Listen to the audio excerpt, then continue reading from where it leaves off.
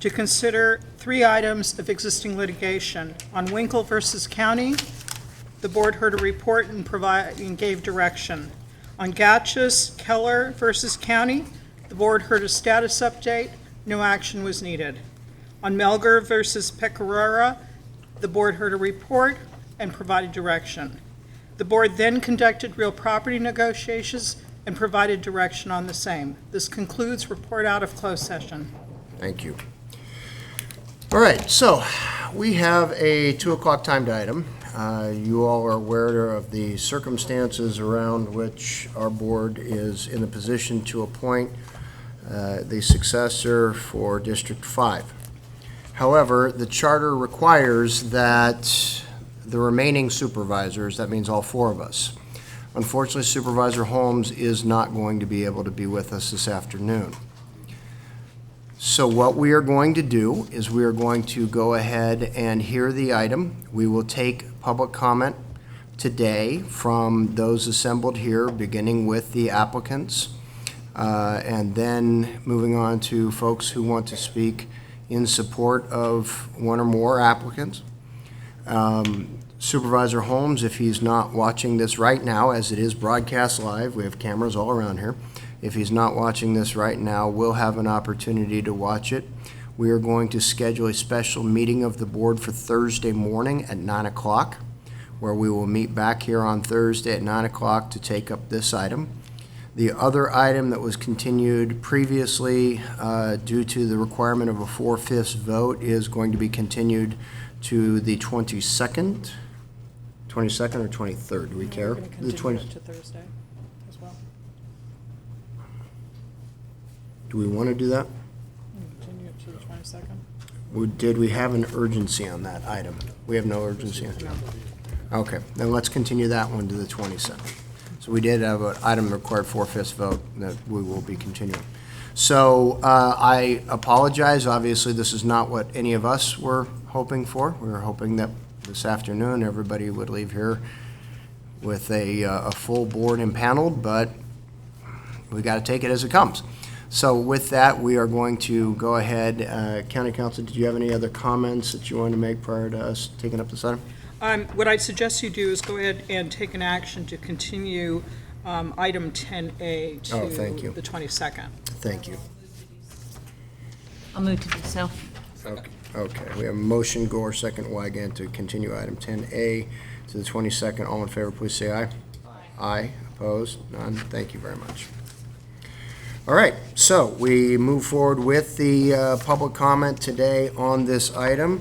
We received I'll say a number of applications, and in addition to the written applications, folks had the opportunity to submit video on-camera interviews, and some took advantage of that. And so our board has had a chance to review all of those.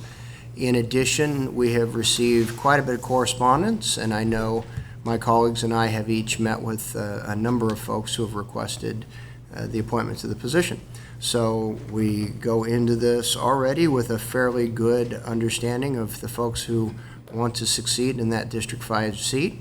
However, this is the opportunity for any of the applicants who have submitted applications who would like to appear before us to let us know why you think we should be choosing you for that seat. I'm going to give each of the applicants 5 minutes. Don't feel compelled to take all 5 if you don't need to. But I will give each of the applicants 5 minutes, and then once each of the applicants is done, I will open it up to the public for their statements and ask you to try to limit your comments to 3 minutes each. So no particular order, just whomever wants to come forward and say howdy, you're welcome to do so. Oh, I thought Erin was going to step up and come let us know why she's applying. Great. You might want to reconsider that one. Good afternoon. Good afternoon. Supervisor Gore, Supervisor Wygant, really do appreciate you taking this time. I also appreciate the time you gave me earlier to discuss the position, the role. That was very helpful. Why am I seeking the position? I don't know if I said my name. It's Anders Hauge. I live in Meadow Vista. I also go by Andy. I met recently with Cindy, and she knew me as Andy and didn't know who I was as Anders, so I decided I better give both names out here as to who I am. I have been in the career of city and regional planning for 48 years. In that time, I have worked in various communities throughout the United States and also in the Caribbean, both on complex and small projects. I have been working in the Lake Tahoe Basin since 1975, both as a government planner and also as a private consultant on a number of projects within the Lake Tahoe Basin. My business has an office in Lake Tahoe, and I have an office also in Sacramento. Coming to Meta Vista, I was asked to work on the Municipal Advisory Council, which I did for a number of years, and from there then applied for the Planning Commission and was on the Planning Commission for 1 year until Supervisor Montgomery resigned, and my position ended at that point in time. So in both of those cases, they were great positions. I was pleased to work with the community in the position. I'm still on the Meta Vista Beautification Committee, looking at improving the downtown area of Meta Vista, and the county has received grants to help in that. And I'm also knowledgeable about issues. Some of the projects I've worked in are, a number of projects I've worked on over my career have been in Placer County or adjacent counties, so familiar with a lot of the issues. The skills that I have, management skills, managing resources, human resources, accounting, scheduling. When your staff was up talking about going to a new accounting system, I was with a large multinational company, and my office was chosen to implement the new accounting and timekeeping system, so I empathize with the staff in what you're about to go through. That's not an easy thing. Some of the characteristics I have is one of perseverance. Getting through projects and coming to conclusions takes perseverance because there's going to be roadblocks set up in our ways in doing that. I also have a track record of solving problems for communities and for various projects. One of the greatest skills I've learned is learning how to listen. And so one of the things I do is if somebody doesn't agree with me, I'll go out, seek them out, listen, talk, because it's amazing the gems you learn in having that communication with others in finding solutions that work for everyone. So it's a skill that has served me well in the projects I've worked on. Why District 5? My wife and I have traveled and lived in various locations. It's pretty amazing that as my job took me around the United States, she went with me. And we've seen a number of wonderful places, but Placer County is one of the most beautiful, and we chose to live in Meta Vista because of being able to live in Placer County. Do I need to do this position? No. But do I want to? Yes, because I think with the experience I have, I can serve the district and the community in moving forward this county and preserving its resources, in maintaining the quality of life that you find here in Placer County. Thank you very much. Before the next speaker comes up, you folks can't see it, but our board can. We have a screen on this side of the podium that shows us people sitting up in Tahoe. I just want to make sure you folks in Tahoe are picking this audio up well. Can you raise your hands? And okay, so you're able to hear the speakers just fine? Okay, great. Thank you very much. Oh, look, now you can see them. Wonderful. All right, next speaker, please. A little louder in here. A little louder in here? I'll speak up. That help? I'll translate for him. Our top story tonight. Who remembers that? No, never. I do. Saturday Night Live, the news. Chairman Euler. Yes. Members Gore, Wygant, County Executive Leopold, County Council Schwab. Good afternoon, and thank you for providing me this opportunity to formally introduce myself and answer any and all questions that you may have with regard to my qualifications, education, experience, skills, that from my perspective indicate that I would be a productive and valued member of the Placer County Board of Supervisors. My name is Jim Nieto. I've been a resident of Auburn, California since we built our home on Riverview Drive in 2002. My ancestral family has been what we currently refer to as the state of California since 1769. I am originally from Long Beach, California, but I now consider myself to be a Northern Californian by choice. My ancestors moved to Long Beach to settle in an area that was originally part of a Spanish land grant given to Manuel Perez Nieto, who was a Catalan soldier with and for Pedro Fages during the Portola expedition. Fages was later appointed as a governor of Alta California, and Manuel Nieto was the first ancestor that I have that was a recipient of a political favor in our great home state of California. I would like to supplement the information that you have and focus on my civic participation since I have been a resident of Placer County. I've been married for 27 years, and my wife Shelley and I have a 25-year-old son, Andrew, and a 19-year-old daughter, Ava. Both have been educated in local schools. We have been active in school, church, and athletic organizations since the time that we relocated here from Grass Valley. Over the past 25 years, here in the greater Placer County, Nevada County, and Sacramento region, I have dedicated my time, both professionally and personally, to enriching the schools, communities, and organizations where I live, work, and play. I served as a confraternity of Christian doctrine teacher at St. Teresa here in Auburn for my children's religious education cohorts from 2002 to 2014. I've also served as a youth athletic coach with Auburn Recreation District, Auburn Youth Soccer, and Auburn Youth Softball. I've also participated in the Auburn Police Department Citizen Police Academy in 2014. The spring quarter of 2019 marks my 31st and final year in public education. I'm currently available to dedicate my time and efforts to the service of the citizens of District 5 and all of Placer County. One last thing that I would like you to know about me, and I ask special dispensation from all Kings fans in attendance. My longtime athletic hero has always been Irvin Magic Johnson.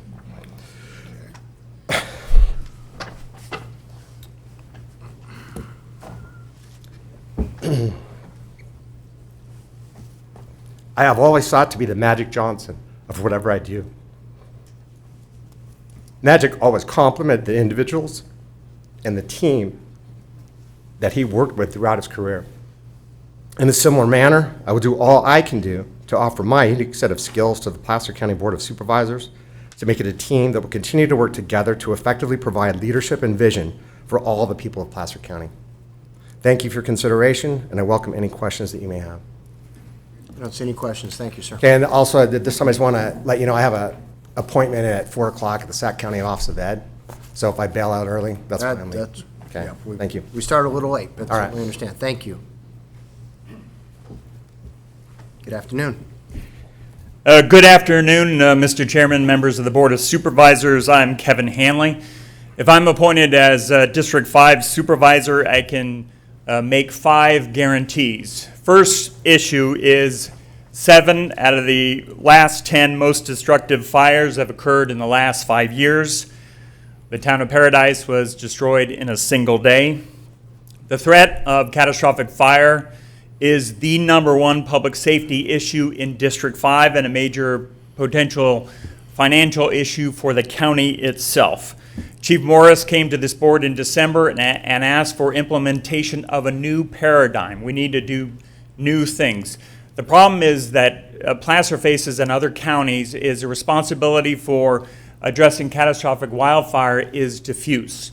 You can't go to one department head and give direction. So the solution is to have a District 5 supervisor who has 15 years experience as a Greater Auburn Area Fire Safe Council, and in this area to implement a defense in-depth strategy, a comprehensive plan for Placer County. So my #1 guarantee to you is I will work with your board, the Placer County Fire Alliance, to put together the best wildfire prevention plan in California, and so that other counties in fire-threatened counties can implement what we do. #2, I've been elected to a general purpose government rather than a special purpose government. So I have 10 years experience in voting on land use decisions, zoning decisions, noise issues that you heard today. I had 7 hearings on the homeless challenge, also the housing element, wastewater treatment, and sewer charges, police and fire services. So With your strategic initiatives, proposals, and a lot of decisions coming up in the next couple months, I am prepared as one who's been elected and re-elected twice to general purpose government to make decisions and hit the ground running. So that's my second guarantee. The third one is District 5 is very large. And the Auburn area has about a majority of the registered voters. Auburn, Colfax has about 76% and 17 in Lake Tahoe. I have the energy to cover the entire district and address the special issues in Lake Tahoe: transportation, workforce, housing, and wildfire. Fourth, I worked 24 years down in the belly of the beast in Sacramento as a chief health and insurance consultant, also as a Senate budget consultant on natural resources and transportation, and as Governor Wilson's insurance advisor.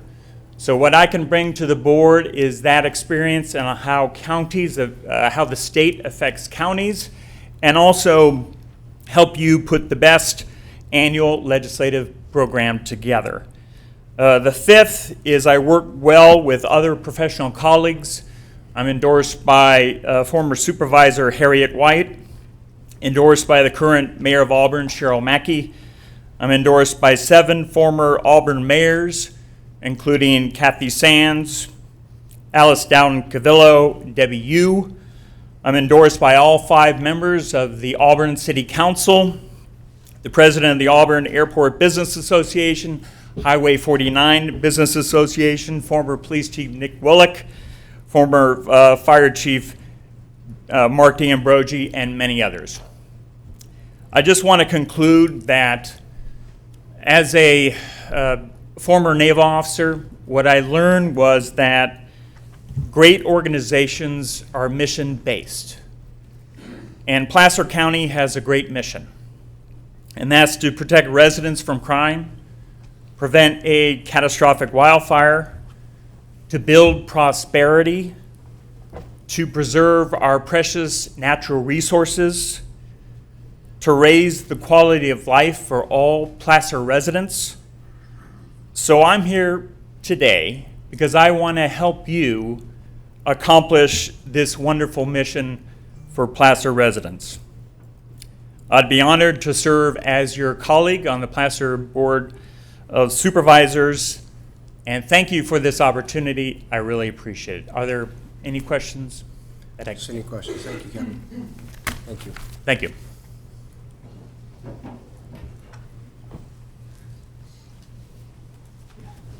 Good afternoon. Good afternoon. My name is Mark Wright. I live in Colfax. I've been in residence for about 14 years now, a little over that. I'm on the Placer Hills Fire Protection District. I've been a member there for 7 years. I've served as the secretary and the treasurer of that committee. I'm also the Republican Central Committee chairman. So I work in this county, knowing all the issues from one end to the other, helping all the residents with school and with fire and with roads and all the things we hear about being on the committee. So I think I'm uniquely qualified for this job in the sense that I was raised in a small family businesses, in 2 different types of businesses, in restaurant businesses and construction. I've worked all the way from Reading to Santa Rosa on houses. So I understand what it takes to build houses and build communities, and I also know what it takes to get people together to do the job we need. And so we need to have a constitutional government, and that is to do the things that people can't do for themselves. And one of the things they can't do, they can't have their own fire departments, they can't have their own ambulance services, they can't do their own police department. So that's what we need to do. That needs to be our top priority. And so if I was on the board, that would be my priority, would be how can we fix the issues with roads here in our county? How can we get the schools to be better? And how can we have the fire departments work better together? As you know, we have our chief is now a chief of 3 different fire departments. We're bringing those together to help bring the information together so we can get the one cohesive way of fixing the problem instead of having every little department do its own thing. So I think it's a lot of money we waste in trying to have little departments do little things. We need to get together and have the groups get together and like to do our fire breaks, help with logging, the things that will help get our fire situation in this area fixed. And so, and also I know how to do, I've worked in big companies like Agilent Technologies, I've worked in small startups, And so I've seen how it takes to get business off the ground. I've seen how it takes to keep big businesses going, because that's one of the big things I noticed with big businesses.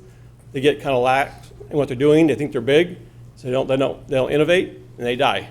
As you see, Agilent Technology used to be 35,000, now it's down to about 12,000.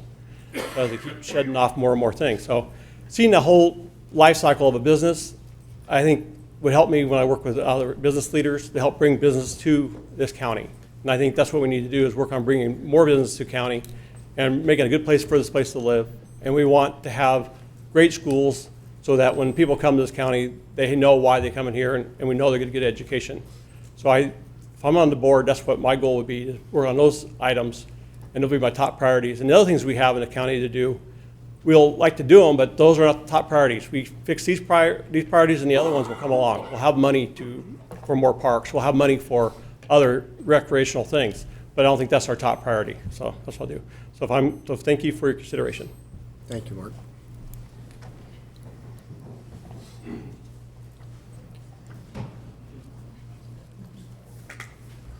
Good afternoon. Good afternoon. I'm Joe Offer, and you've seen me here before as a spokesperson for Placer People of Faith Together. Our main issues have been homelessness and immigration and criminal justice reform. We've also worked with the county to try to establish a 211 information line for social services. That hasn't happened yet, and we hope it will happen soon. But with those other issues, you have listened to us, you have worked with us, and you've all been very thoughtful people, and we appreciate that.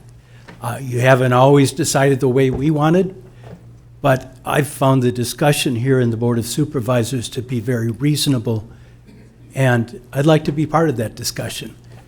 I worked for 25 years as an investigator for the U.S. Office of Personnel Management, doing background investigations for security clearances.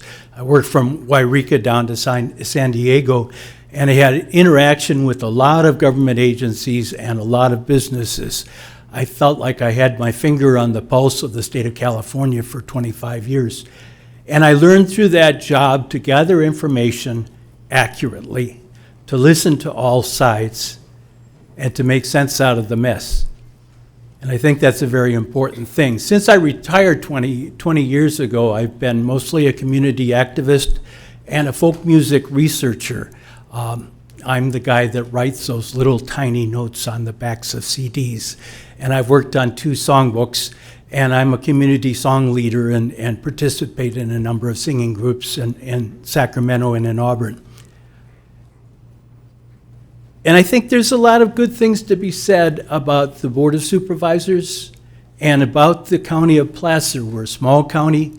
We have good people here. We have enough money that we can solve our problems, and few enough people that we can actually do something. And I think that both the Board of Supervisors and the civil service employees of the county have been very dedicated to doing the best with Placer County, and I'd like to be part of that. Thank you very much. Thank you, Joe.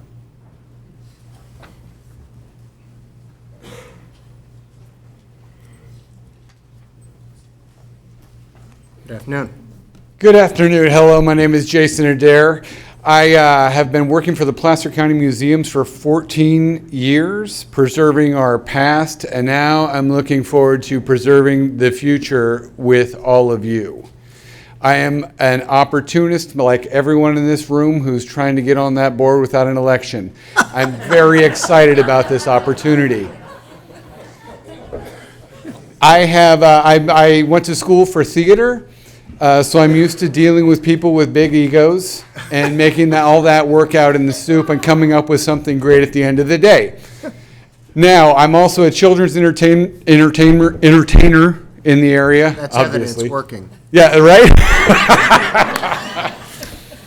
I'm a people person. I love people. I love coming together and solving problems with people. I'm also into telling people no. So I think I will be very good on that side of the desk. That's all I have. Do you have any questions for me? Come on, one. We haven't even had one question yet. Your favorite theatrical production that you did?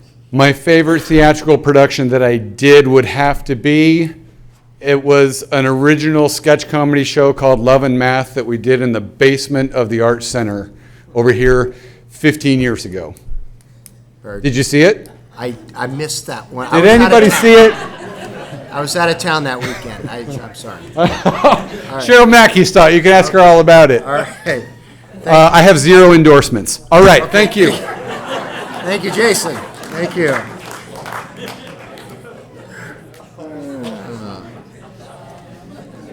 That was fun.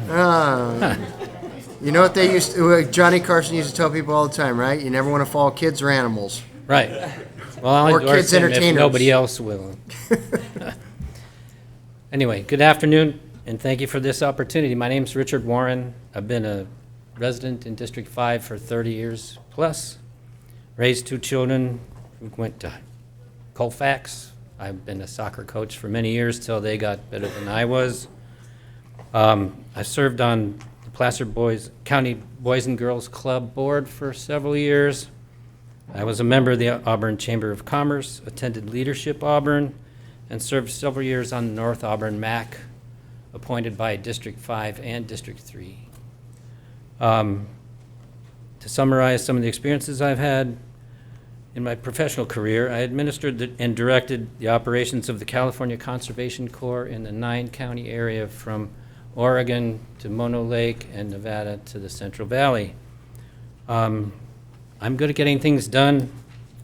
I spent most of my time organizing and coordinating with public agencies and private groups to provide public service to our community while giving young adults a disciplined and rewarding start in life.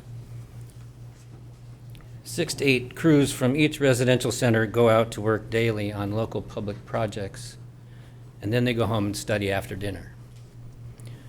We fielded fire crews in conjunction with Nevada Yuba Placer CDF.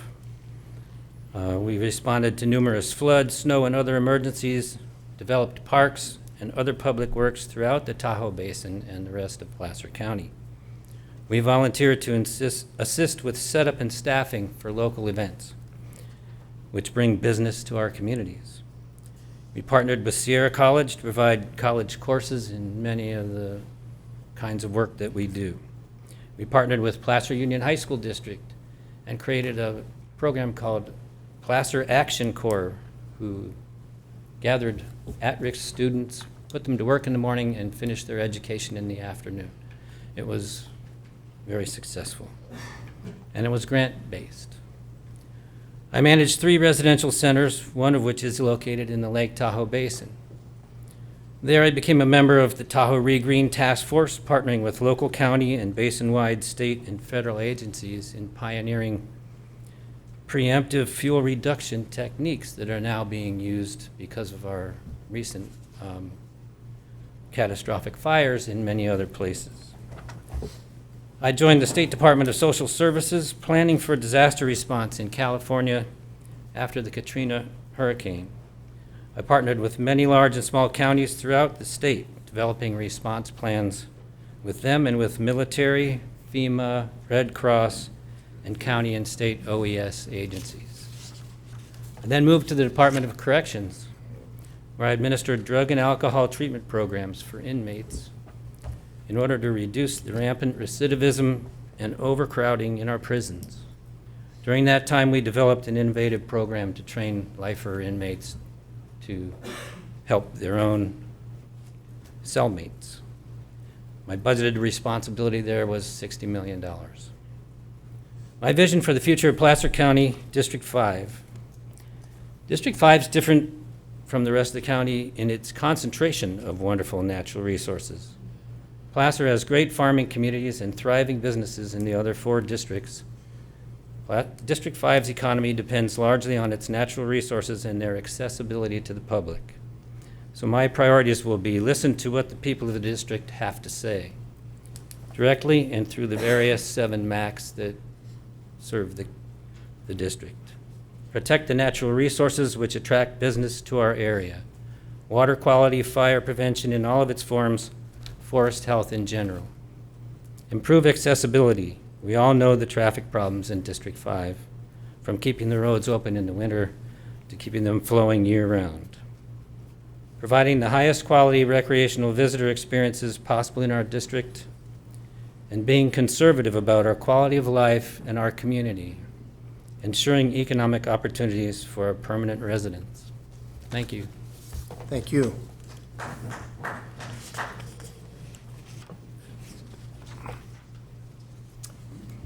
Good afternoon. Good afternoon. I'm Christopher Kirshner. It's been great getting to know you three over the past few weeks, 4 with Jim. I've taken the time to hear about your individual goals and initiatives for Placer County and how I can help you attain them, adding my own extremely unique insight to make and keep Placer County the safest and most thriving possible place for both its residents and businesses. I understand that some in attendance today may disagree with me on some of the local issues I've spoken out about. I take stands on important issues that help our community. I hope the optional additional video I included with my application to the board shows how dedicated I am to serving Placer County in this role, and was a glimpse of the 110% I will give to all residents of Placer County day in and day out. I'm confident that I provided the most robust application you received, and I sincerely hope you agree I'm the best applicant to serve Placer County as its District 5 Supervisor going forward. Thank you for your time, and God bless. Thank you. Go ahead. Good afternoon. Thank you for giving me this opportunity to present. My name is Paul San Gregorio. I'd like to thank Supervisor Gore, Supervisor Ruler, Supervisor Wygant, County Council, and County Executive for this opportunity. I've been a resident for Placer County since 1995 with a 5-year break to Washington, which we won't talk about.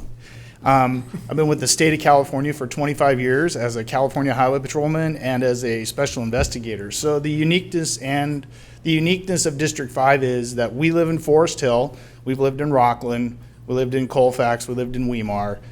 My kids are products of Placer County. My oldest graduated from Colfax High. We have 2 in the military, 1 in the Marines, 1 in the Navy. And the uniqueness, like I said, about District 5 is the size.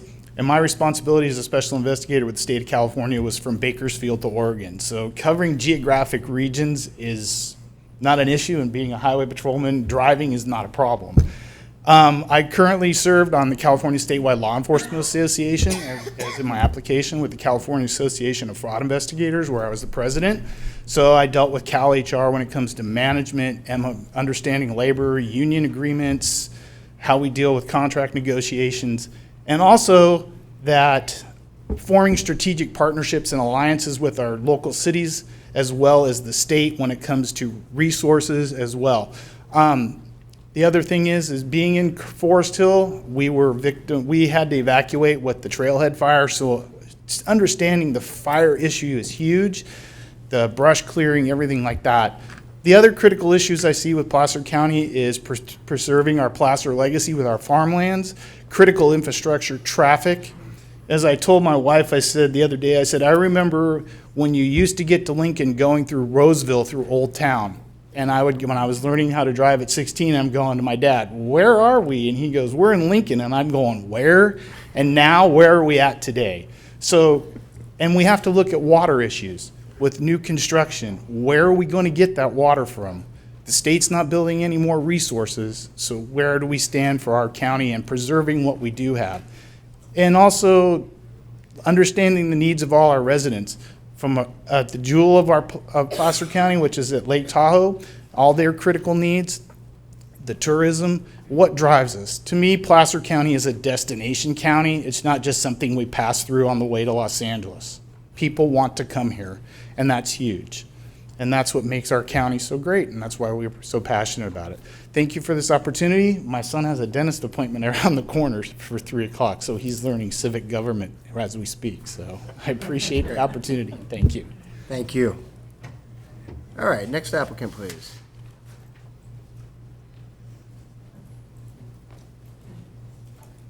Good afternoon. Good afternoon, Chair Euler and members of the Board of Supervisors. My name is Cindy Gustafson, and it is truly an honor to speak to you today as one of the candidates for this position. My resume and cover letter outline much of my background and my work with local, state, and federal efforts throughout the region. So today I'm going to just shape my remarks around my work with and for Placer County. During my 36-year residency in Placer County's District 5, I've had many opportunities to work with the Board of Supervisors and the county staff. My first service was on the Tahoe City Advisory Council and Plan Team appointed by the county in 1986. And during my service on that council, I was asked to become the field aide for our District 5 supervisor, Mike Flutie. I attended and facilitated many meetings throughout the district and served as his alternate on the TRPA governing board. I was then appointed by the Board of Supervisors to the Placer County Transportation Commission, now the PCTPA, and served for 6 years, during which time we worked on expanding transportation projects and programs throughout the county. In 1994, I was asked to serve on the Transient Occupancy Tax Committee, providing recommendations to the Board of Supervisors to increase TOT by 2%, which since its initial voter approval has resulted in hundreds of millions of dollars being invested in infrastructure and transportation projects in Placer County. During my career with Tahoe City Public Utility District, my work with Placer County, the Tahoe Conservancy, and TRPA enabled me to secure millions of dollars of grant revenue for restoration of the county's Commons Beach and other important county projects. Finally, and most recently, my work with the North Lake Tahoe Resort Association has allowed me to continue my close work with you and your staff to rebuild relationships, accountability, and collaboration in efforts to support the almost $700 million tourism industry in North Lake Tahoe. In each of these efforts, my work with you and your predecessors on the Board of Supervisors has helped to further Placer County's economic vitality and environmental health. Together, we have solved problems, addressed issues proactively, and supported Placer County's strength and resiliency. Since I first became aware of this opportunity, I've spent a significant amount of time meeting with elected and appointed leaders and attending meetings throughout the district to listen and learn from others' experience and wisdom. That's how I approach all efforts I'm involved with. Constituents throughout the district want someone that understands their issues and advocates for them effectively with you. They want to have input on policies and programs that affect them. They are gravely concerned about wildland fires, as well as the evacuation and insurance challenges that we're all facing. Impacts on rural quality of life, lack of housing choices, homelessness, and finally, they want to be assured their tax dollars are being administered in a prudent and transparent manner. Because of the incredible opportunities I have had in my career and my track record, I believe that I can be an effective representative of these and many more concerns for the District 5 residents and for the entire county. The 5th District represents over 3/4 of the total land area of the county, and I, with the incredibly strong support of my husband in the back of the room, understand the immense responsibility and time commitment that this is going to require. If selected, this would be my full-time job and would absolutely be the pinnacle to my long-standing career with Placer County. I'm really humbled by the outpouring of support I've gotten. So many letters people have copied me on, and I so appreciate that. And I just want to tell you that whatever the outcome of your decision today, I look forward to continuing my work for and with Placer County. And again, my sincere thanks for your consideration.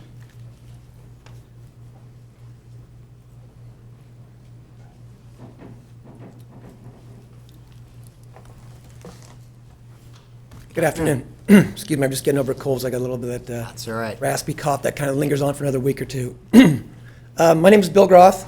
I just wanted to introduce myself. I haven't really been involved in as many of these other candidates out here, and they all sound great with the public domain as of yet. But at this point in time in my life, I think it's about time I started getting a little more involved with that. My kids are starting to get a little older. I grew up in Southern California. Till I was 27, 28, had a job opportunity up here with the company I worked for. I did geotechnical and environmental consulting.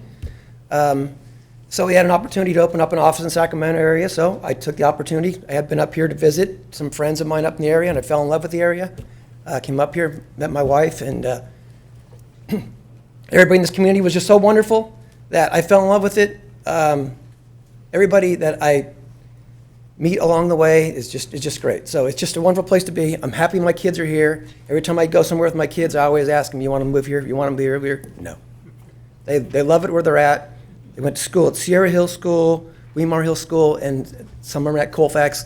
Some have graduated from Colfax, so I have 4 kids. Part of the reason why I would want to get involved with the public here for District 5. It's a great community. I want to keep that community great for my kids. A lot of these kids, they grow up, they go to college. Some of them stay in the big city for a little while, but they always come back. And I see that with the local people in town here now. Friends of mine that grew up here, moved to Rockland, moved to Sacramento, they all come back. And I see them at the local high school games, which is amazing. When I was in my high school, I went back to the old high school games, there was no alumni there. Up here at Colfax High School, the crowd's full with alumni, which is just great. It really is awesome up there. I'm also, for the last 27 years, I've been a small business owner. I deal with customer service. Customer service is challenging. It's just like District 5. This is an elected position. You represent your constituents. So that being said, it's really hard. Their customers are demanding. Your constituents are demanding, and they want to be held accountable for everything you do, which is, like I said, my customers are very demanding. They expect a lot. They're paying me money. They're expecting a lot. Constituents are paying their taxes. They expect a lot. I'm also on a Little League board. I've been coaching Little League and soccer for 10 plus years. I love dealing with the kids. The kids are great. The kids don't care what kind of car you drive. They don't care what kind of job you have. You can be yourself with them. You don't have to be somebody else, which is great. But those kids are going to be coming back and growing up in this community. So it's important that they have a great place to be. Now, talking about, being accountable for the constituents, I was just looking over the agenda for today, and I saw something on here about Applegate Ballpark. And I was looking at the action requested, and I was confused when I read it. And this is part of being, accountable to your constituents. They want to put in, spend $90,000 goes up to $113,000 for new picnic tables, drinking fountain that's ADA compliant. They said that the picnic tables there are weathered metal tables. I go out there 3 times a week. There's not weathered metal picnic tables there. They're brand new composite tables there. The drinking fountains haven't worked there for 8 years. So is that a good spending of our money for something like that? I don't know if that got voted on or approved. I don't know. I wasn't here for that this morning, if that even got discussed. But that's the kind of stuff that we need to be held accountable for. My customers hold me accountable for everything we do out there. If we go to somebody's house, we do some work for them, and we don't put something back exactly the way it was, I get a phone call. And that's kind of the way it should be here for us as supervisors for our district. We are, responsible for our constituents, and they're paying for it through their taxes. So I just wanted to bring that up as an example of the people not getting what they're paying for. And that's hopefully what everybody's looking at, because I thought that was funny, because I'm there all the time for Little League. The Little League's there 9 months a year. I'm not sure if anybody asked the Little League what they would need to help for at that ballpark. And thank you for the Little League. They give a great deal to the Little League for renting the ballpark. I appreciate that. But I just want to make sure that everybody gets their fair share that they've been paying for, and everybody's held accountable. So thanks for your time, and good luck on the choosing the candidate. Thank you. Thank you. All right.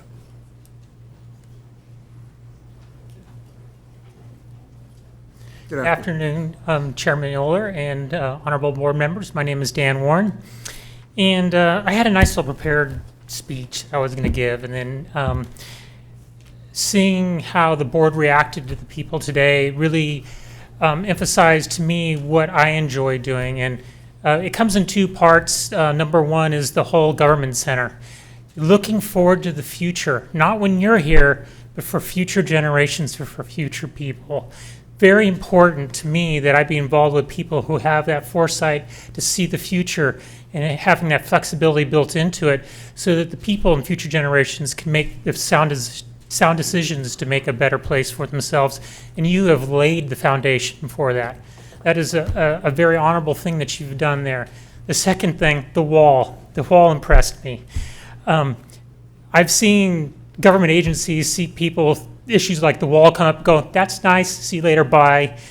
You guys, as a board, wonderful that you're addressing it.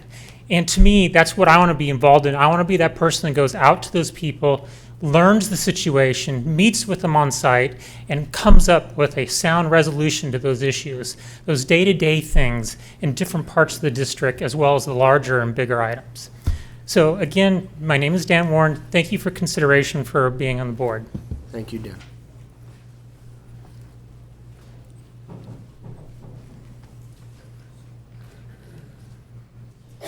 Good afternoon. Good afternoon. I'm Tim Sands, and I have lived in the Christian Valley region of District 5 since 1991. I'm asking to be appointed to the position of District 5 Supervisor. I was born and raised in Auburn 61 years ago, and my family roots in Placer County go back to the 1850s. Aside from my time in college and law school, Auburn, I've lived in what is now District 5 my entire life. District 5 is part of who I am. I own a home on Dunner Summit in Kingvale, and most of my recreational and spare time I've spent on the summit or in the Tahoe Basin since I was a child. I've explored every nook and cranny of District 5, and District 5 deserves a supervisor who knows the district. For 31 years, I've served the County of Placer as a Deputy District Attorney and retired in 2016. I worked in the Auburn, Roseville, and Tahoe City offices.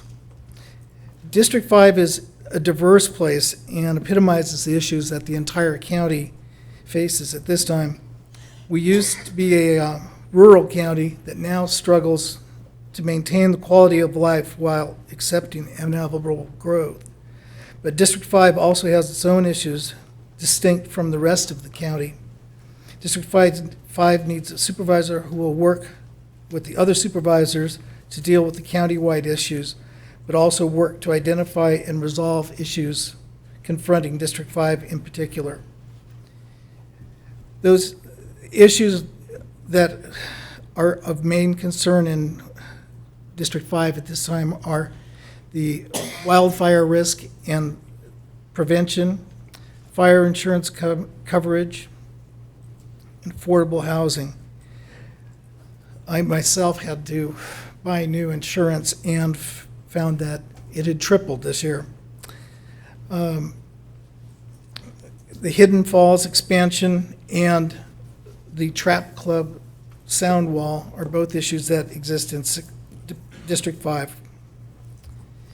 Having served the County of Placer during my legal career, and I now wish to serve and protect the County of Placer and the residents of District 5. So I thank you for your time and your consideration. Thank you, Tim. Okay.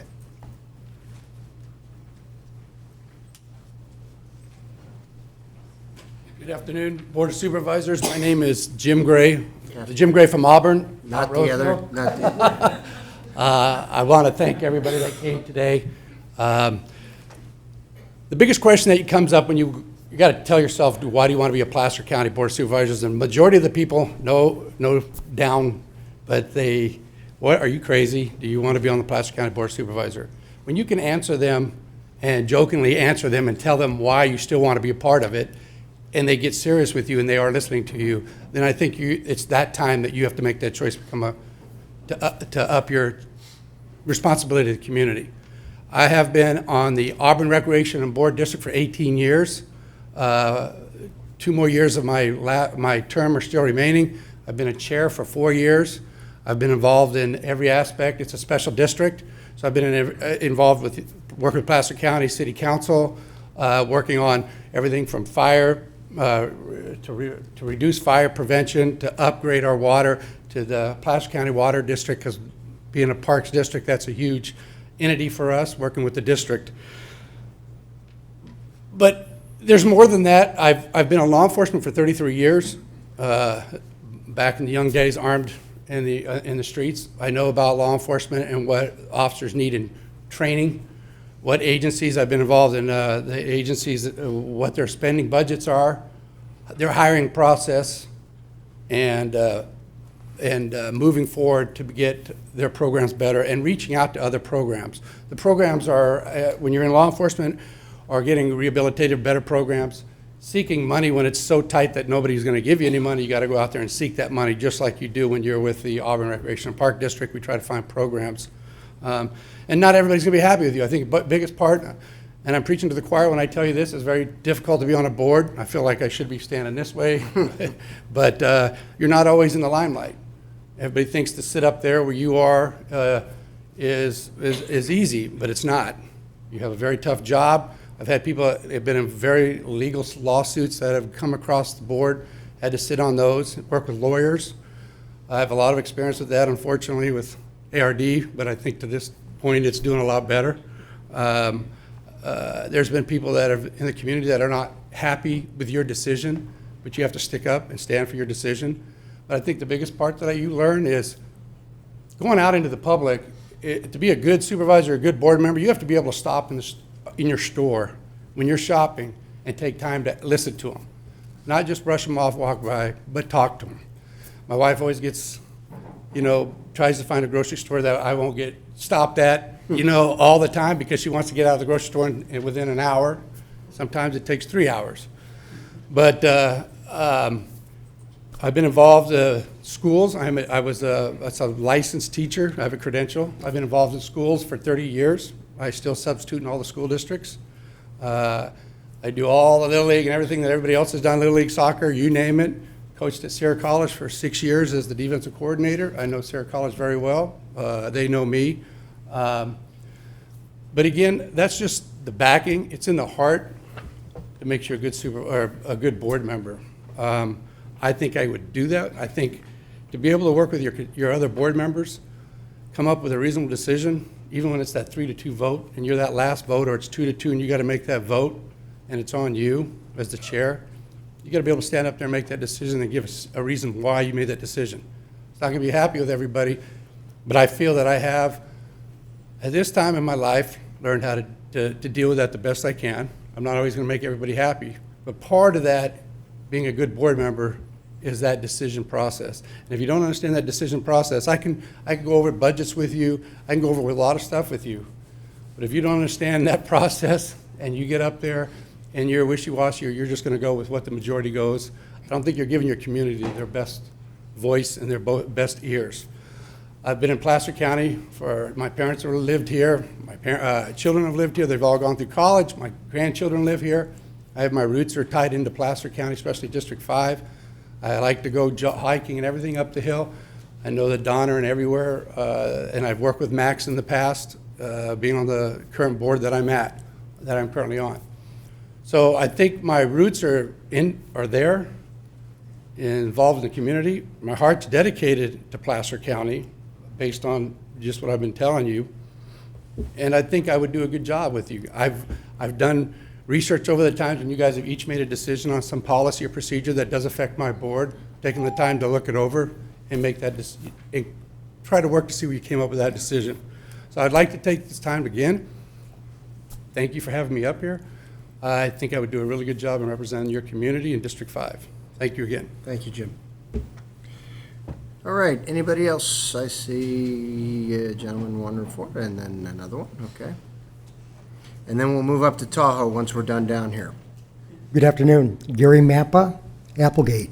Most of you know me from the last 3 or 4 years of being in front of you, with the exception of Miss Gore. But I believe one thing I've learned from you and on the board is you like things to be short, sweet, and quick, and don't drag them out. So my greatest qualification, living here for 59 years in District 3 and 5, I care. I pay attention to what's going on. When it comes to issues, I would commit to you that I'll study the issues that are going to be before the board, so I come prepared. You know that I care, because I've been in front of you many, many times. I support the community. I love my community. As far as location, Applegate, I'm a good strike zone to Forest Hill, Tahoe. Kings Beach was my favorite place growing up, so I know District 5. So I appreciate your consideration. Everything in the application is accurate, so I'm not going to bring up anything in my application. Thank you. Thank you, Gary.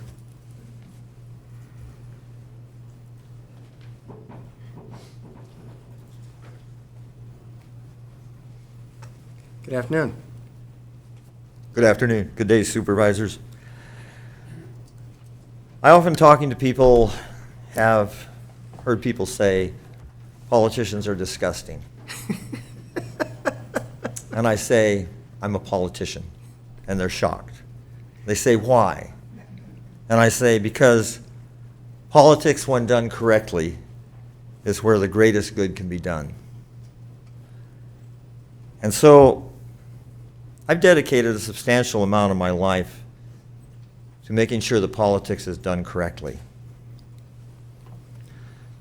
All the time I was growing up, my mother was telling me and my brother, make the world a better place. When I get to the end of my life, that's how I will judge my success. I was born in Auburn. I've lived in Meta Vista for 47 years. In 1974, I ran the first Western States 100-mile run with the Tevis Cup. Started a sport that has swept the nation and the world, and I would guess brought about $100 million worth of business into Placer County. It was a very deliberate thing I did, not in 74, that was just a challenge. But in 77, realizing that we needed another finish and having people fail after me, I accompanied Cowman Ken Shirk the last 38 miles to make sure he didn't get lost and make sure he didn't quit, so that we get that second finish that would lead Wendell Roby to come up to me afterwards and say, Gordy, let's make this a yearly event. And that's what I was after. That's why I ran in. It was a very deliberate thing. One of the other things that came out of that, and I'm sure my mother would be quite proud of that, I saw a horse dying in the canyon before Devil's Thumb. There were 2 horses that died that day from the heat, from that canyon. And I went up to Wendell afterwards and said, put me there next year and I'll stop every horse. Give me the authority to stop every horse that looks like it might not make it through the canyon. Well, the veterinarians heard about that, and of course, they put a vet check there. And guess what? No horses have died in that canyon ever since. I'm pretty happy about that. In 1974, that same year, I witnessed a knife attack at Placer High School. I gave the guy who was wounded a ride to the hospital, and we just happened to come up behind the car he got in to get away. And so I parked, told the kid, write down his license number, and I walked up and I rocked around and got a good look at that kid. And, you know, I didn't know what he was going to do. Maybe he was going to come out with a knife. But he didn't. What happened was the driver of the car took him to juvenile hall and turned him in so he wouldn't be an accomplice. I've done a lot of stuff like that. In 1977, my mother was off duty, my mother was on duty as a night supervisor, and an off-duty cop was listening to police radio, at Weimar Hospital where she was, heard about the sickle killer coming down the road toward us, called me in the middle of the night and said, get ready. I called June Pierce. She called everybody in that whole valley who had a phone. I went around to everybody in the valley who didn't have a phone, and I picked up all the people who didn't have a gun and took them to June Pierce's house. Our valley was ready. Now, he didn't get that far. Throughout the late 80s, I did police training with Sheriff Dave Rose. He was a lieutenant. He trained most of the police for Placer County. I was known as the guy that really got their blood pressure up. I was very good at that. In 1987, I was invited to be on the board of Midway Heights Water District.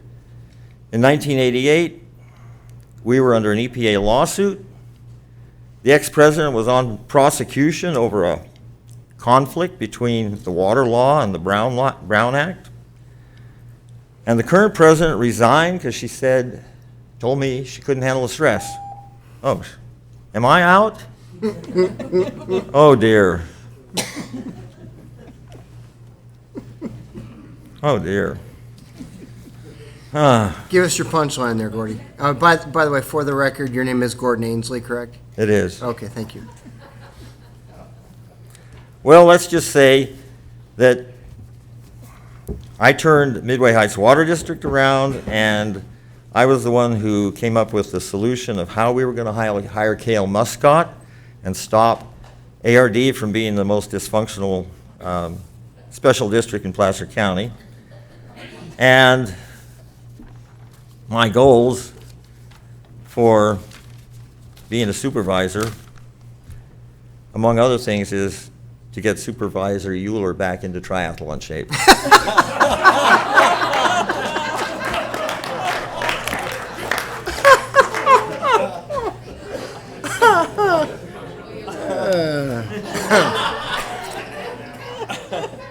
Yeah, this is one of those times where having an open mic just doesn't do me any good. First time, I've always been told it's not good to follow kids. Now it's kids and Gordy. And Gordy, that's right, exactly. My name is Dave Johnson, Supervisors, Mr. Leopold. Many of you may know me. I've been in this community since 1976. We moved up onto Rural Route 1, Box 1102 in Colfax, which is actually one street behind the Weimar Hills School in Placer, off of Placer, or Weimar Hills Crossroads. Weimar Crossroads. God, I have never talked before. My family came up visiting when we moved up here because they thought I was nuts moving from Southern California, and why would you do that? And times I wondered myself for a while, but they came to visit and they didn't like it here. It was too quiet. It was no street lights, things like that. All of those wonderful things, and I couldn't have picked a better house to buy because they never came back very seldom, you know. It was easier that way. And we would go visit, I go visit them twice a year to know why I stay up here in the same house since 1976. Have been involved, I was on the Placer Hills School Board for 12 years, appointed the first time because there were 3 of us running in 3 positions. After that, I ran for re-election twice. Lucky enough to win each of those times. I don't know that owning Dave and Dana's Donut Hole, being the only donut shop in Meadow Vista, how much that helped in Weimar, but it did help, I trust you. And I knew what was going on. I heard about things. I was involved. Parents, one of the biggest frustrations I would see is people couldn't find people. When you're there from 3 o'clock in the morning till 3 o'clock in the afternoon, 6 days a week, you're findable. And people could find me, and the teachers, the staff. And I made the staff, the teachers, all of the other folks involved in the school district one promise the day I sat down at the first meeting. I will listen to every one of your arguments. I will listen to all of the discussion. In return, I would hope that you would listen to my responses and then make the decision what's best for the most people. In this case, it was the most students in that school district, 50% plus 1, not including my 2. They didn't count because there were a couple of people that found that their kids were the most important thing, and that's why they were on the board. And it's what's best for the most people in the district. Having the donut shop for 7 years, almost 8 years, was a real education because I'd never owned a business. I'd never made a donut. I still have people. I'm known as several names in this community. They're mostly good. Donut Dave, Dave Donut, Santa Claus. Everybody over here, yeah, Jocelyn, you're not 8. You're old enough to know. I was Meadow Vista's community Santa for 35 years. I know almost every kid in town and know that. I was the one that was put together the program to get the lights in for Colfax High School football. 2 things that I would promise that I would not stop, 3 things actually that I would not stop if I'm appointed to this position. 1, I am still going to be the voice of Colfax football on Thursday nights, Friday nights, and every Saturday that the Junior Falcons have a game. I've watched kids from 8 years old to the graduating from high school, and I've been invited to one that he does get picked up by the pros in a couple of years after college. His dad's going to take me to one of the games to watch him be a player in the pros. So it's fun watching this. And I've watched this community grow that way. Some of you may know me as a realtor. I've been a realtor since I got my license in 1971, but I took a few years off when we had the donut shop and sold some electronics to make some. Yeah, the donuts are a great business, but you're really not rolling in the dough. Trust me, you're not. Oh, bump, bump, bump. There's only room on this board for one of us. Okay. Are you going to resign? And coming up here, you know, in doing the lights at the Colfax football field, what a difference that's made for the community. They now have, instead of Saturday mornings and Saturday afternoons, a full stands of the community of Colfax coming to watch the high school kids play football. I had 2 custodians tell me that would never happen. They liked the overtime on Saturday better, evidently, than the Friday night games. And they were there in the front row the night we dedicated those in September of 1990. Soccer program for Colfax High School girls. The junior soccer program for Meadow Vista. 3 of us put that together. I'm an organizer. I listen. I work. And I've listened to all of the other people that have gone ahead of me, and I was sitting back there thinking, God, do I have that? I can't do that. I don't have that experience. But I can do the job, and I would like to do the job.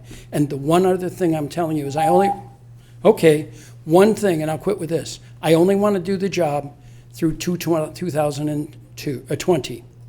Complete Jennifer's term. Let the district people of District 5 pick their next supervisor that way. It takes 4 votes. Get those 4 votes. I will do the job. I will be out. Jennifer and I used to joke about riding together to all the meetings we would run at the same time and everything else. So I would do all of those things. I will have to talk to council, but I'm sure I probably will have to turn my real estate license in, which I will, or put it on hold after spending the last 3 days doing continuing education so I could renew it next month. But I would like the job, I can do the job, and I don't see any reason why, as a group, we can't move forward to move more positive things for Placer County. And I'm still going to stay involved in Lions Club for anybody else that wants that too. Thank you. Thank you. All right, anybody else down here in Auburn before we head up to Tahoe? All right, I see no other applicants in Auburn at this time. We will see if there are any applicants in Tahoe who wish to address our board, and good afternoon. Good afternoon, Chair Euler, Council, the rest of the board, all the members of the public, as well as the employees that showed up today. Thanks for taking the time. And don't worry, your Garrett Morris and Chevy Chase SNL joke was not lost on me. Thank you. Here's a quick list of other things that aren't. 1, the importance of a good segue. And more importantly than that, if you look around this room right now, there's only 6 members of the public here. Surely we all believe there's far more people than that in this town that are concerned about the issues and activities of our local communities as well as our county, which has been pointed out as incredibly large. One of the things I think that would be an asset is bridging the gaps between one end of our county and the other.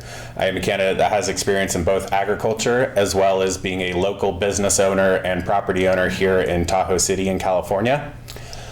One of the important things with that, it was pointed out by a previous candidate that almost $700 million are generated just in tourism alone. We, as many of our other fellow business people in this town, are a big driving force of that. One of the issues, going back to the head count in this room, and I've said this before, so apologies to anyone that has had to hear it, is the feeling of disenfranchisation of people here in town. We've got a lot of people that don't feel like they have a voice, especially all the way across to Auburn. We have a lot of people that are not available to come to meetings who do want to be involved and do want to be a part of things more than their ability right now. Sometimes it's just that you've got to work every day. Maybe you can't get enough employees because of the housing issues that have been addressed already involving Tahoe and the surrounding areas. There's a litany of reasons why, but I do not think for 1 second that means that there is not a desire to be heard from the people here.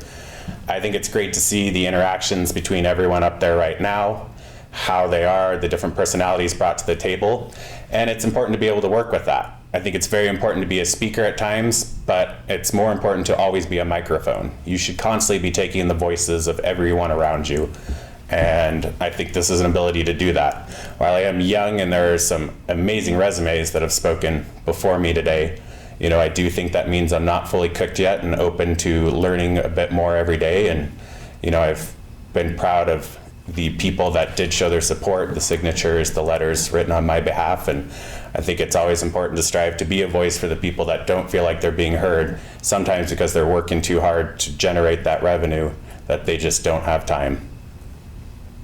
Thank you. And Aaron, for the record, would you please state your name? We didn't get that at the beginning. Yes, I think I got too excited about my SNL joke. It's Aaron Rudnick from Tahoe City, California. Thank you, Aaron. Appreciate that. Is there anybody else in Tahoe that is an applicant for this position? All right. Seeing nobody else in Tahoe, and we covered all the applicants that are down here. So we're going to stick with Tahoe and begin public comment. We'll let the Tahoe folks comment first. Yes, 3 minutes for you folks. We'll let you start. Good afternoon. Please identify yourself for the record. Good afternoon, Ellie Waller, North Tahoe resident. Thank you for the opportunity. Thank you to the public for showing up today. Lake Tahoe generates a tremendous amount of tax base for Placer County. And with that said, sometimes we do feel underrepresented by our District 5 because of the time required for the larger part of the district. It's been a long time since a full-time resident has represented us. Someone in the business community who will bring new ideas and is not so ingrained in the system that will make more informed decisions. No nepotism, no retribution, a fresh approach to positive change for both Eastern and Western Placer County. As you know, I submitted Aaron Rudnick's name for consideration. Aaron serves on our North Lake Tahoe Resort Association. He brought up that he has a business in town. That is forward thinking for his future as well as Placer's future. You've read the resume. Aaron also personally donated dog air breathing apparatus for every engine in North Lake Tahoe Fire Department here. That is something also to be said for his kindness and how he approaches his community support. My thought is that this is a low-risk opportunity for you as board members to send a message to your constituents. Show them that it isn't always who is on the inside. Give someone besides the good old boys or gals a chance. I realize that others represent a smooth transition, know the ropes, but choosing Aaron will show the people a good faith effort at your leadership. When the next election comes up, the constituents can decide. Aaron is the definition of lives, works, and recreates in North Lake Tahoe and will surely be a valuable asset to your board. Thank you. Thank you. Good afternoon, Chair Euler, members of the board. My name is Pat Davison. Here today with a little bit different hat on. I'm here on behalf of the Contractors Association of Truckee Tahoe Political Action Committee. Normally when there's an open elected office, our PAC does face-to-face interviews. Supervisors Gore and Wygant were participating in that process last year. Unfortunately, due to the short time frame and multitude of candidates, we could not do that and instead offered to you a list of criteria to be used in your deliberation and selection process. So I'm here simply to answer any questions that you might have. Otherwise, thank you for your consideration. Thank you. I don't see any questions from any of my colleagues. Thank you very much. Thank you. Good afternoon, Chair and Board. My name is Morgan Goodwin. I am the Vice Mayor of Truckee, so just over the border in Nevada County. And I'm here speaking on my own. Our board has not had a chance to form a position on this item of any kind, but I know that I speak for many people in the region when I say that we have unique circumstances up here in the eastern part of our two counties, in particular dealing with housing, with the lack of availability of workers, with the traffic problems. And I would certainly encourage the board to consider someone who has the lived experience in the eastern county because of the healthy working relationships that we've had with Supervisor Montgomery in working really collaboratively to solve a lot of these problems. We certainly hope to see that continue, and we'll hope we see the wisdom in doing so. Thank you. Thank you. Anyone else in Tahoe that wishes to address our board on this item before I bring it back down here to Auburn? And not seeing anybody else get up in Tahoe, we'll go ahead and bring public comment down here to Auburn. Again, state your name for the record. Try to limit your comments to 3 minutes, please. My name's Dean Prigmore. Many of you know me. I've been in the county now for about 40 years, and all of that was in District 5. I would like to encourage you to support someone representing the eastern part of the county. All of you have a fairly good knowledge of the county from here down. And because of your length of service, many of you know the county very well throughout. But you really need, Jennifer served a very good, I think, position of bringing the problems of the county down to you all and working with you all. It's been my impression that was a fairly good working relationship amongst all of you board members in the last few years. So I'm here to support a Tahoe Basin resident. I think Cindy Gustafson would do a real good job of carrying on Supervisor Montgomery's impetus with you all and trying to bring the problems of that part of the county down to be solved amongst the five of you. So having said that, I think that would be my recommendation to try and continue that. Since I helped with Jennifer's campaign, I think it carries on that vote, the desire of the 5th District residents the best. I'd be remiss, however, without telling you that there are other people in the audience who have very good credentials, some of whom are personal friends of mine. And I think that you should consider people like Anders Hauge and others who have, if you as a second choice, if, for example, you decide not to choose Cindy. But I think Cindy's your best choice, and I would recommend that. Thank you. Thank you, Dean. Anyone else?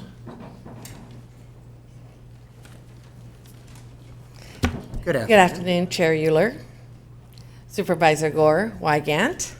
My name is Cheryl Mackey, and you've received my letter, so I won't beat that to death. But I know you have a difficult decision to make today, and wow, 20 candidates, a lot of opportunity there. But I really believe that one candidate stands out above the rest, out of all of them, and that's Kevin Hanley.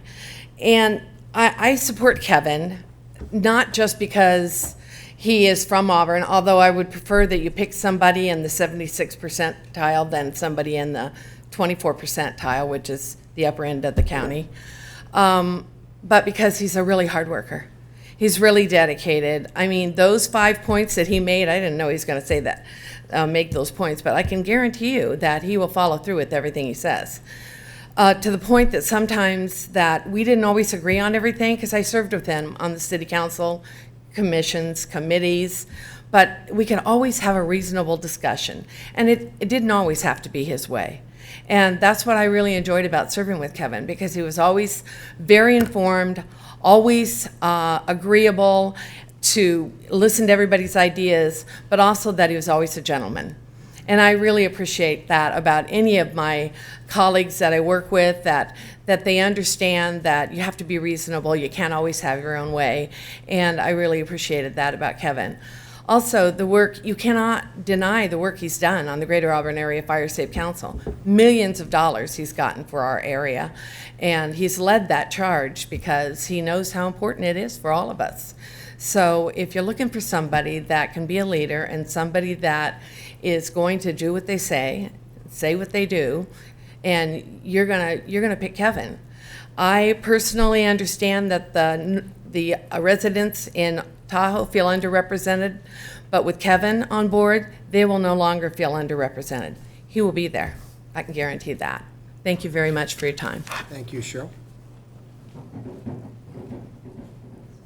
Good afternoon, sir. Good afternoon, Supervisor Euler and the rest of the board members. My name is Robert Snyder, and I'm a staunch supporter of Kevin Hanley also. I've served with him on the Auburn City Council. I've served with him in the fire representatives. I've watched him work. I've watched him make improvements to policy and procedures. And I can echo what Cheryl just said. He will do what he says he will do. And those 5 points are very important. Fire safety for our county is probably the most important thing at this point in time. And Kevin is as knowledgeable for someone who doesn't actually work in the fire lines and serve as in management and fire. He's very knowledgeable and he knows how to mobilize communities.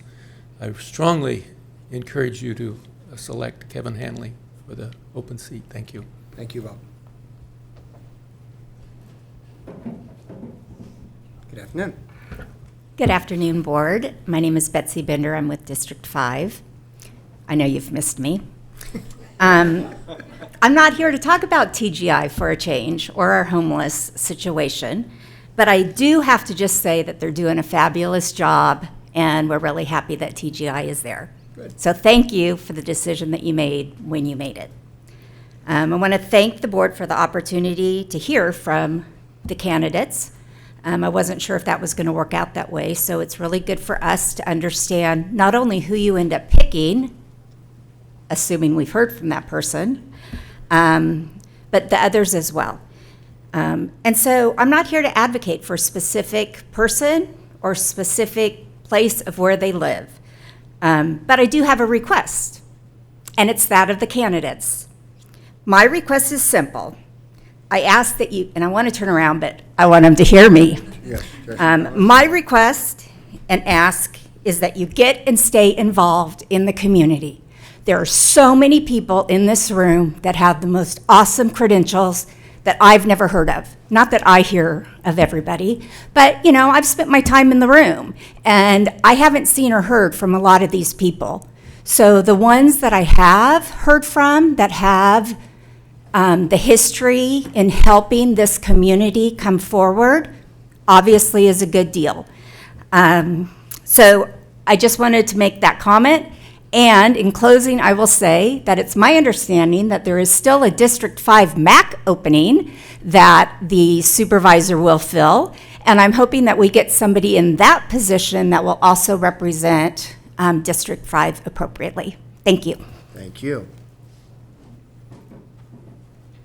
Hello, board members. Good afternoon. My name is William Waters, and a couple of you know me, and I've never met Bonnie before. I've been here in Placer County longer than any of you except Jim Holmes, who graduated from Placer High School the year before I did. So he's older than I am. I lived all my life in the greater Auburn area, and I've been in Clipper Gap since 1973. My family has a cabin up at Palisades Lake, so we got roots here. I want to encourage you to vote for Cindy Gustafson for two reasons. Her resume is absolutely incredible, and she is a woman, and she is from Tahoe. That will give a continuity to the usefulness to her, for her to jump right in. And then the Auburn folks, the big, heavy demographic area, they're going to fight it out in the next election in 2 years. So give Tahoe and the woman a break this time. Thank you. Thank you.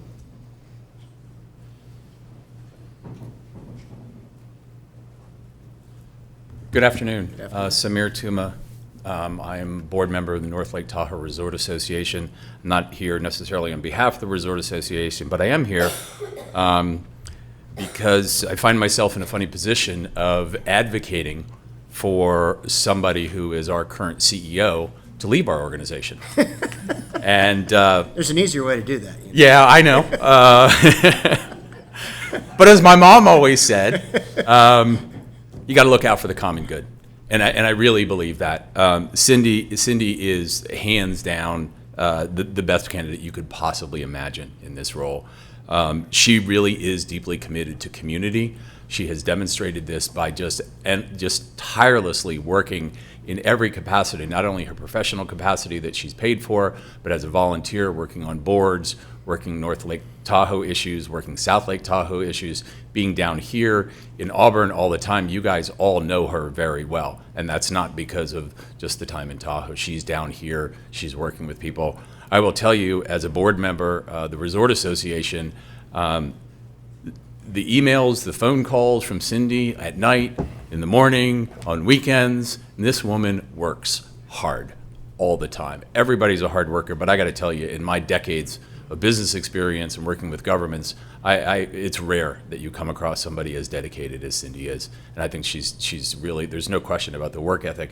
And I think that will also be reflected in how she will travel and how she spends time throughout the district, not just in North Lake Tahoe. But I think really the cornerstone for Cindy and the role that she would bring here is as a bridge builder. Every community has its issues, every community has its concerns, and the way that Cindy goes about bridging those concerns across geographic boundaries, across political boundaries, across different sides of issues really is phenomenal. And I'll just point to one specific example that I think you all will be very aware of. So a few years ago, we had some strains with the county, the Resort Association did, with some of the staff members, and it was a challenging time. And at that time, we also had the opportunity of bringing Cindy in as the new CEO for the Resort Association. And over the course of the last 2 years, she has really done a remarkable job of finding common ground, working with people both in Auburn, in Tahoe, staff, the community, the constituents, and the things that I hear now from staff members at Placer County who were obviously frustrated with the Resort Association and some of the things that they were doing, but the things that they say about Cindy and the role that she's played is just heartwarming. I think she's absolutely terrific, and she's just great at dealing with conflict and dealing with difficult issues, and she doesn't shy away from those. And lastly, I would say, I'd love for Bonnie to have a partner in crime, another female on the board. So thank you very much for your time. You will be very, very happy with Cindy in this role, and so will the rest of the entire district. Thank you. All right. Good afternoon. Good afternoon, Chairman Euler, other board members, Karen and Todd. I will keep my comments rather brief. First, I'd like to say... need your name for the record, sir. Excuse me. Thank you, Kurt. Wayne Nader, Thank you. North Auburn resident, and very close to a District 5 resident as well. I first want to say that I want to publicly apologize to you for some comments that I made that were inappropriate about this process. They were not helpful, and I'm very sorry for them. So I just wanted to get that out of the way. Thank you. The 5th District is probably the most challenging district in Placer County, with all due respect to your other county districts, to represent. Not only is it geographically the largest district and likely to get larger after the 2020 census, it is also likely the most diverse. Choosing someone who will be the right advocate for all the residents is not an easy task. As you know, I am supporting Andy Hauge for this appointment. When you first meet people, they can easily present themselves in a very positive light. But I find that a person's true character really shows up when you work with them closely for a while. I've had the pleasure of working with Andy on the Planning Commission for some time now. I have found him to be well prepared, open and respectful of all sides of the issues, and actively engaged in the process. His depth of understanding and a broad range of municipal experiences has brought creative and resourceful ideas to our discussions. From his work with the Tahoe Regional Planning Agency to the City of Auburn's general plan, he has a solid understanding of the District 5 complexities and challenges. He also has an extensive background in both fiscal and budget planning and management, which, as you know, you were talking about budgets earlier, how critical that is for the role of a supervisor. Does he have a demonstrative personality? No. But does that mean he's ineffective? No, he is effective. I think he has a long track record of very notable success. So, is he a fixer? He is, because as you may have heard, the Loomis Costco is not going well, and the town of Loomis have brought him in to work on it. And it is now on track and moving in the right direction thanks to his work. Whoops. Gee, is it 5 minutes already? Three, sorry. That's Sorry. That's all right. If you finish up, give Okay, the well, punchline here. Two things that I would just like to finish up with, if Yeah. I could, is when Jennifer was looking for a planning commissioner that ultimately Andy got, she was looking, she really wanted to appoint somebody in Tahoe. But given his extensive experience in the District 5, she said, "You're the right one, and I want to pick you for that." One last thing, too, and I see she's sitting in the audience up there and spoke earlier, is Ellie Waller. At the first meeting that we had where Andy was on the Planning Commission, happened to be in Tahoe. And Ellie got up during the public comment period, and she said she wanted to compliment Jennifer and the county for appointing Andy to the position. She said, I don't always agree with him, but he's always been fair.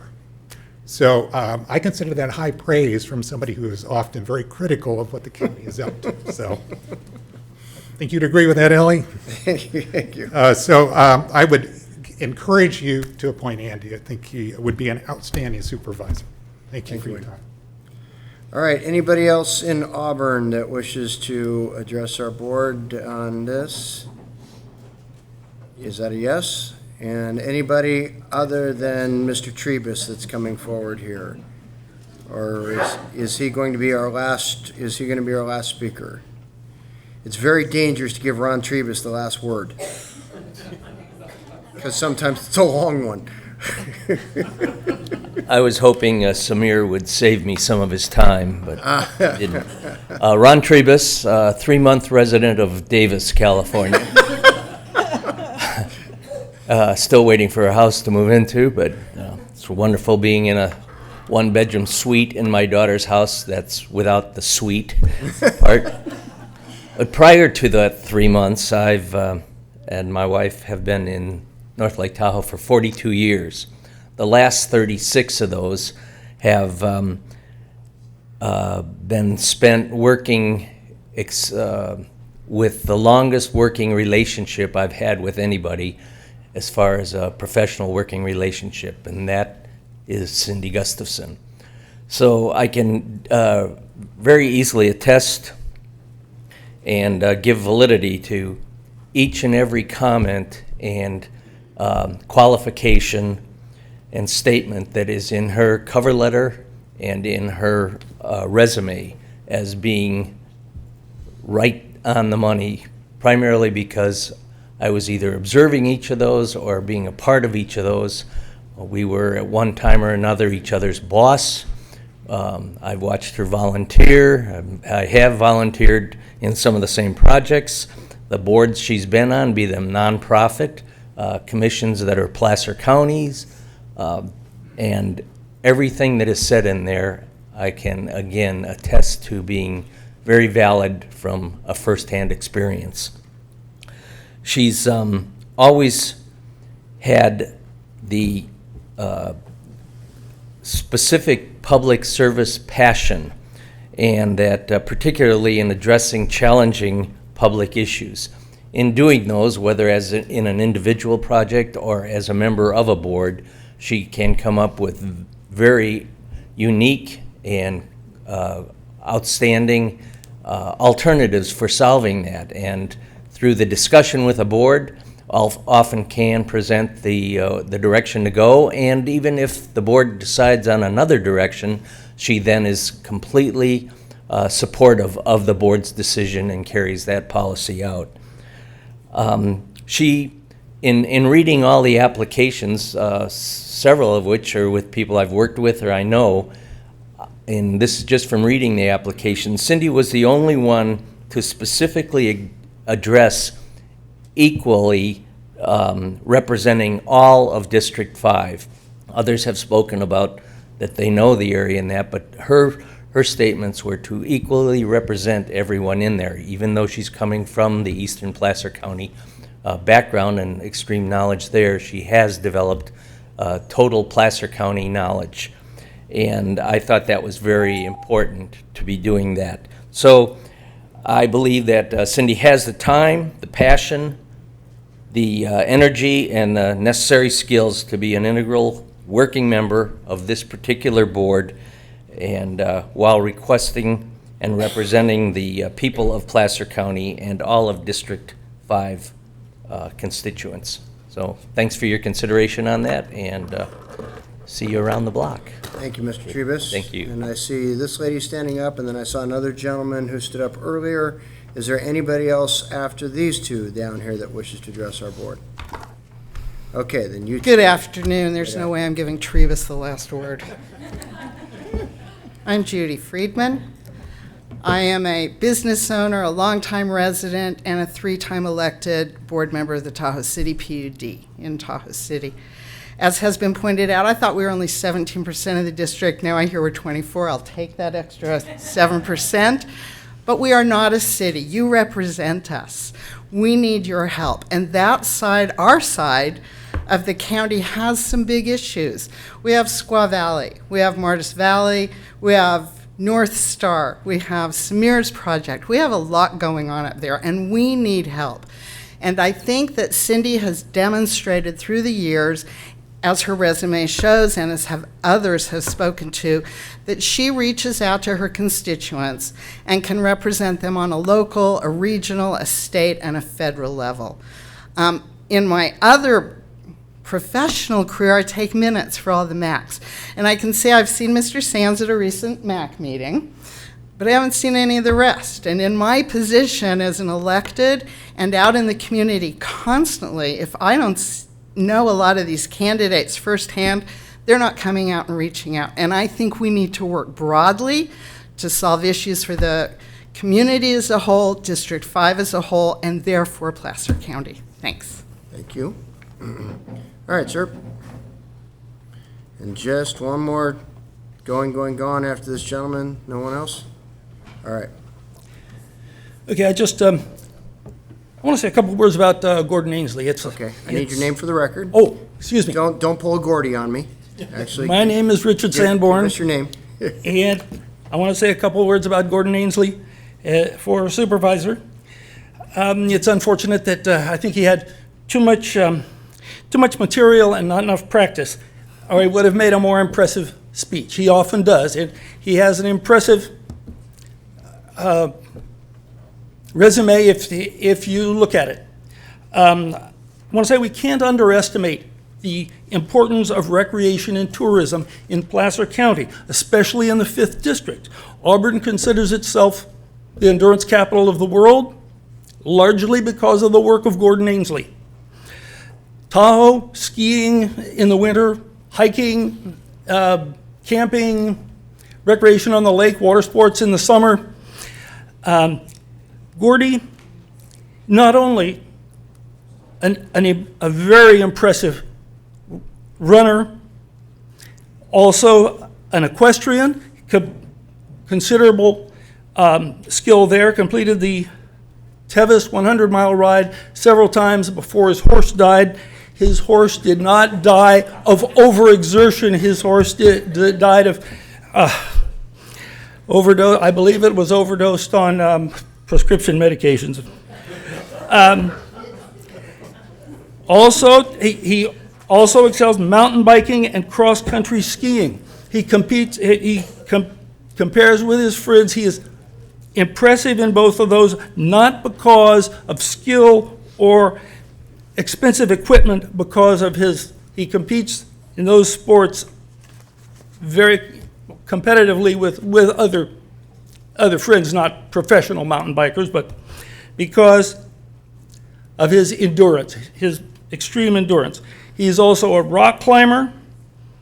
He has specific expertise in sports-related injuries as a chiropractor, and he's in his 4th term on the ARD board.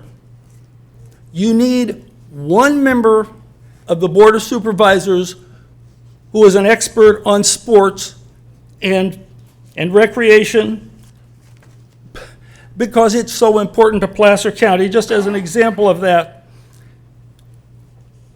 you don't have to tell tourists that there are many other things, ways tourists bring money to the county, but take specifically these two specifically. You don't have to tell them to put gas in their cars. You don't have to tell them to put food in their mouths. They'll patronize our restaurants, and they'll patronize our gas stations, which is a great source of, one of the greatest sources of income for the city of Auburn. If we provide them good recreation, the better the recreation, the more money the tourists will bring us, because the more tourists will come up here. That's it. Great, thank you very much for your comments, sir, appreciate that. All right, and, okay, is there anybody after this lady who wants to address us? Okay, go right ahead. Colleen Conley, do you need an address? No. Okay. So I've known Kevin and Hattie since they moved here in 1999. And from the very moment I met him, I felt that, and Hattie too, that I felt that they would be a great asset to our community. I still feel that way. I feel that he'll be a best representative in the new position and the Board of Supervisors. I'm sure that his competition is equally qualified, but doesn't live here. And I really appreciate the fact that he would live here and represent us in the finest fashion. His resume is indisputable. Thank you. Thank you. All right, I'm gonna take that as we're done with public comment down here. At this time, any questions or comments from either of my colleagues? I see none. I'm simply gonna say, first of all, thank you to everybody who took the time to apply. I think I speak on behalf of my colleagues when I say we have an embarrassment of riches, and we can go any number of directions with the experience in this room. It's very impressive, and I want to thank you, each one of you who took the time to apply and to come and meet with us, to stand before us today. This is not an easy process, and so you're to be commended for even being willing to engage in it. And then I want to encourage you to understand that serving as a county supervisor, as many of you know, because you're already serving in different capacities in this county, serving as a county supervisor is just one of the many ways that we can serve each other in this community. So encourage you to continue with your effort to serve your fellow neighbor, whether you are selected or not. So at this time, we're going to go ahead and continue this item. I'm going to ask for a motion to continue this item to Thursday morning at 9 o'clock, right back here in the chambers, and hopefully there will be 4 of us here to make a decision on Thursday at 9. So do we have a motion to continue? So moved. And I'll second. All right, motion Wygant, second Gore. All in favor, please say aye. Aye, opposed, none. Thank you all very much again for your participation. We're going to take a 5-minute recess. Be back here 4:05 or 4:07. Chris? All right, we're going to go ahead and move on. How many of you saw that? What we just said, that you all don't? So did I miss something, or did Gordon Ainsley get up and call me fat and then want my vote? Is that what that was? That's pretty much what I think I heard. Called me fat and then said, vote for me. Is it? All right. You got to know. Very handsome, Supervisor. Go Gordy's way. You're not looking for my vote. You're okay. Maybe later. Go Gordy's way. All right. We'll continue on. Since, yes. Oh, quorum. Well, it's a quorum of those established. All right. Let's get the show on the road. Joel Joyce, County Executive Office, here to introduce Health and Human Services. What I want to note for the board is you see an increase from 1920 base, or decrease, I'm sorry, from the base of 45 million down to 41.8 million. And I do want to highlight for HHS, they are very talented at leveraging and utilizing outside funding sources. So that for $3.5 million decrease in base is available because HHS draws down about 81% of their expenses from about 19% of revenues. So with that, I'll turn it over to Jeff Brown to go over some emerging issues. Thanks, Joel. So, good afternoon, Chair Euler, members of the board. It's my pleasure to be here this morning. In light of the hour, I'm going to be brief. And let's see how brief I can be. So, this year we have 6 priorities identified to highlight to you. Homelessness is our #1 priority across our department. We plan in the upcoming year to continue our current efforts, including the development of permanent housing to move both individuals and families from the street into permanent homes. We also plan to brief your board in detail in May to come back and talk about the most recent point-in-time count. We'll talk about the Placer County homeless strategy and also give you updates on our programs.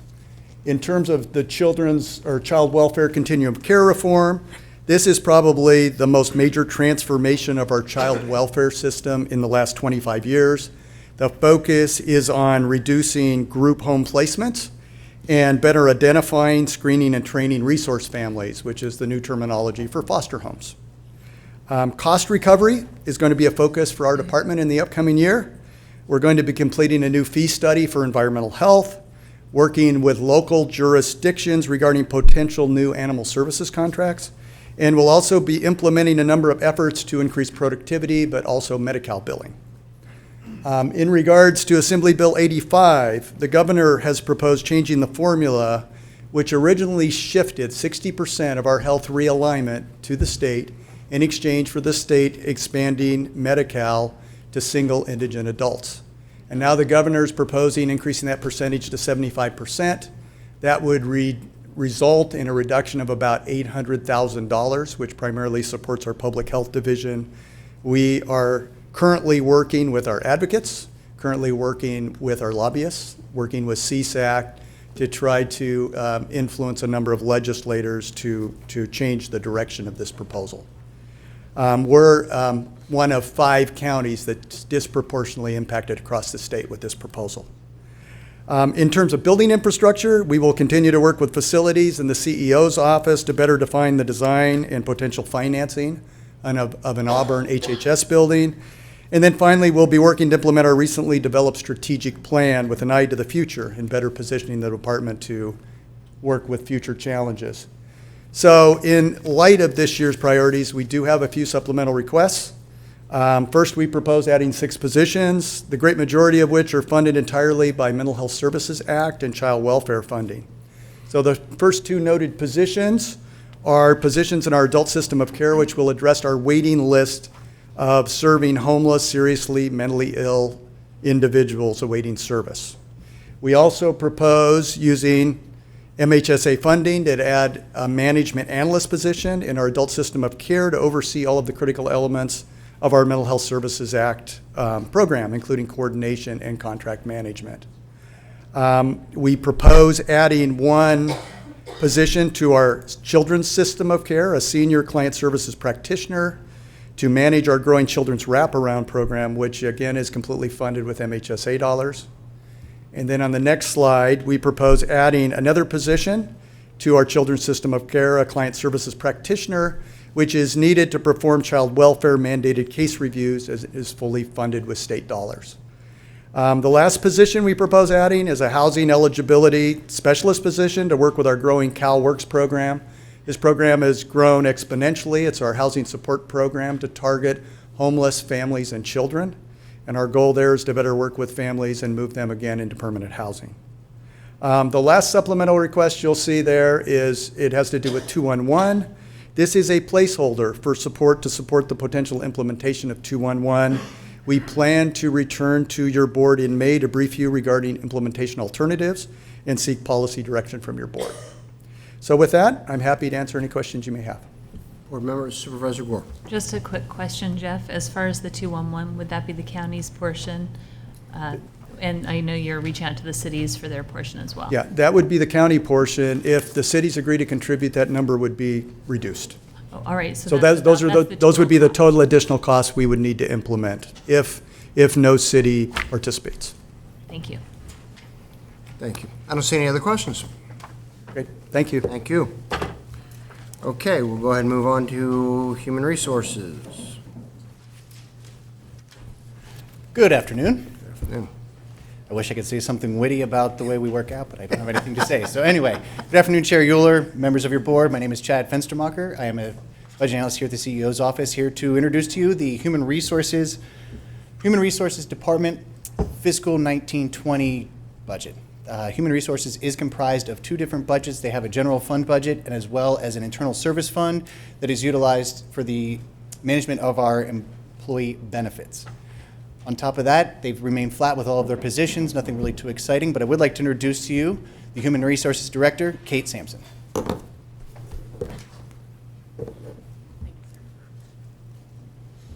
Good afternoon, Kate Sampson with your Human Resources Department. As you'll see, the department's budget is relatively status quo. There is one supplemental request that I'd like to share with you in just a moment. Our areas of focus for the Human Resources Department are technological enhancements. A couple updates. You've heard about our Workday payroll and benefit administration system that will be scheduled to go live this June. We're very excited about that, working hard on it. In addition, we're looking forward to the implementation of a new learning management system this summer. We're calling it Placer Learns, and it will provide some significant upgrades to the way we train and develop our employees and provide a lot of benefits to our departments. Additionally, one other area that we think would benefit greatly from some technological improvement is our leave management. We'd like to purchase and implement a leave management system for efficiency, to increase our compliance efforts, and circumvent the need for additional personnel in this area. So you can see here we have one supplemental request, about $75,000 for purchase of a comprehensive electronic system that will help us maintain our compliance with Americans with Disabilities Act, as well as the California Fair Employment and Housing Act. This is proposed to be funded from our fund balance reserves in employee benefits. And there are a few other notes I'd like to share with you about our budget request for next year. We are recognizing revenue in our dental and vision administration for fair share cost recovery that includes administrative fees for special districts utilizing those programs. We also are anticipating a potential dental premium increase of up to 10% that would be effective in January of 2020, although we'll reevaluate that as we get closer to open enrollment. In workers' compensation, your board's aware we had some unanticipated activity last year, closing out some other claims. So there is a slight rate increase budgeted in order to replenish our reserves in that fund. And lastly, as it comes to health benefits, I just wanted you to be aware we're currently in the process of reviewing those benefits. We understand that there are some potential increases headed our way in terms of health premiums due to some changes at CalPERS in their contracting and cost allocation methodologies. So we'll have some more information about that in the future, but it is something we're looking at, as we know those are significant costs to the county, and we want to be sure we're monitoring those closely. So those are highlights of our budget submittal, and I'm available for any questions. I don't see any questions from any of my colleagues. Thank you.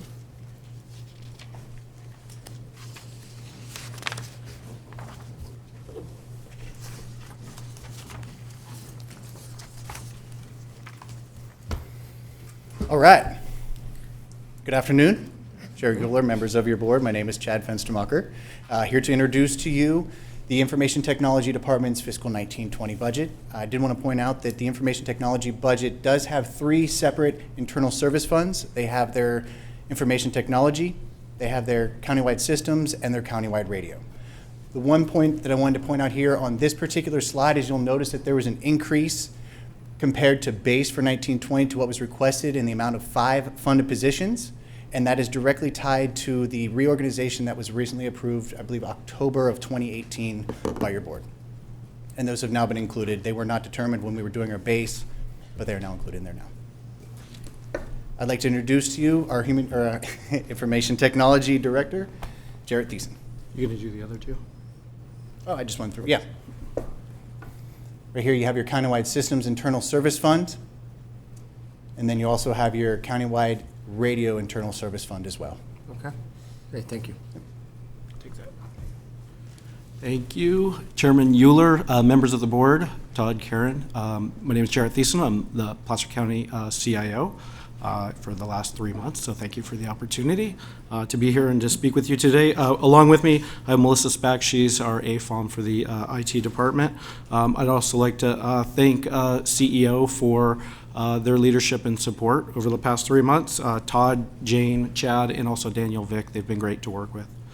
I'd also like to take a moment to thank the great staff that I have in the IT department. They are so dedicated and they work hard, and they truly are the best team that I've ever had the pleasure of working with and managing throughout my career. There's a paradigm shift going on in the IT industry. You'll see IT organizations that are moving from that traditional on-prem data center, moving services, servers, applications to the cloud at a fairly rapid rate. As a result, the role of IT is changing as well. We're changing from kind of the day-to-day maintenance of equipment and operating systems over to more business analysis type of services and working to become a partner with the business units. Our IT department is in the process of making that change now, and once we become that business partner, we'll be working with the county departments directly to understand business objectives and challenges and identify secure, effective, and innovative solutions that will change the way the county operates. In support of this change, we're transforming our project management office into a business relationship management program, with a focus on business analysis services and identifying solutions that deliver specific business outcomes. In short, the BRM program will shift focus from what has been traditional project delivery only to business analysis on the front end and also the project execution. This will also strengthen our technology governance process in that we will be there next to the departments as they're dealing with their business problems and identifying solutions. We'll be vetting those solutions, looking at the security, helping them find vendors that best meet the needs and the needs of the county. We'll also identify if there's other services in the county that may already provide that business need that they have. As a newly formed departments, we'll look for ways to become more efficient and reduce costs through consolidation of services and by migrating applications to the cloud where and when it is economically feasible to do so. We will partner with county departments to bring more services online so that citizens can access our services wherever and whenever they choose in a very secure way. In addition, we're currently leveraging business intelligence tools kind of in a siloed fashion today, where it's on top of each system of record, so we can get dashboards and reports off of that system of record. But in the future, what we want to do is set up ways to collect that data and aggregate that data so that we can report on data countywide. And lastly, on this slide, we are planning to formalize the information security program and enhance the county's overall security posture by bringing to you the security program charter and security policies, which are currently with the PAM committee, and we'll be looking in later this month for their approval to be able to bring those forward to the Board of Supervisors in the month of May. Moving on to supplementals.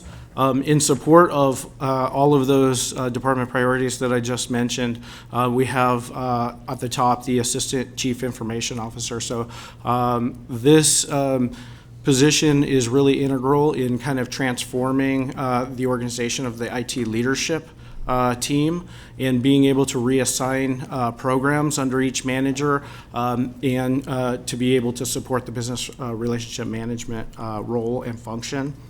It will be more internally facing, where it would be managing kind of the day-to-day operations, and that will allow me to look external and focus on more strategic initiatives and building and strengthening relationships with the departments. The second one there is the IT capital assessment reserve purchase for $200K. This is actually the second year of a 4-year plan, which is laid out as $1.6 million to upgrade all of our existing layer 2 switches throughout the county. That project is currently underway and going really well. The third is professional services for document retention. So over the past couple years, we've replaced our document management system with OnBase. This supplemental is to build some additional functionality to be able to really sync up the system with the board approved countywide accounting and administrative records retention policy. So it'll do that in an automated fashion. And then lastly, the GIS image server software. This request is really, we brought the GIS budget into countywide systems. And so the supplemental is basically for imagery, to update imagery. The last time we updated imagery was in 2015. So we're overdue to update that imagery and create an imagery server, and then for some other smaller items as well. Projected capital expenditures. The first one is countywide systems for Oracle and PeopleSoft licensing. This would be a final budget adjustment. It's needed because of the delay to the Workday implementation. We had originally planned on going live in January, but we have delayed it to July 1st. So as a result, we're going to have to pay licensing again for Oracle and PeopleSoft. We'll do what we can to manage that down as low as possible, and not waste funds on that. And then the last three are to build out the countywide radio system in the Tahoe area. So we have basically we're building 3 upper sites and 4 lower sites. And so it's just broken out into the different stages, equipment for both the upper and the lower, and then the site build out for the lower sites. These will all be drawn from reserves for 1920, and then in the years beyond, we are currently working with CEO to identify funding sources. So other budgetary information, it's important to note that IT and telecom have been separate budgets, ISFs, in the past, and we're combining those into one single ISF in 1920. And we're doing that to make things easier for the county departments to understand how we operate. And also in the future, a future step maybe in the 2021 budget, we'll be looking at consolidating how we invoice the departments as well to simplify that as much as possible. IT allocation changes. As you all know, we broke apart from the admin services department starting January 1. So we gained 4 admin staff, and then we also took on 3 IT staff that were previously in Department of Public Works and Facilities. Those three staff members will still support those departments, but they'll report into the IT department. We also, as I mentioned earlier, we added the GIS program to the Countywide Systems Fund. And then the Workday program was removed from Countywide Systems Fund in 1920 and moved into the Auditor Controller Department budget. That concludes my presentation. I'd be happy to answer any questions you may have. Questions by board members? I don't see any. Thank you very much. Thank you. Libraries. Now, this is county library. Why wasn't it up there with all the C's instead of on? Yeah, or we'll do these in Dewey Decimal System next year. We'll do, that's it.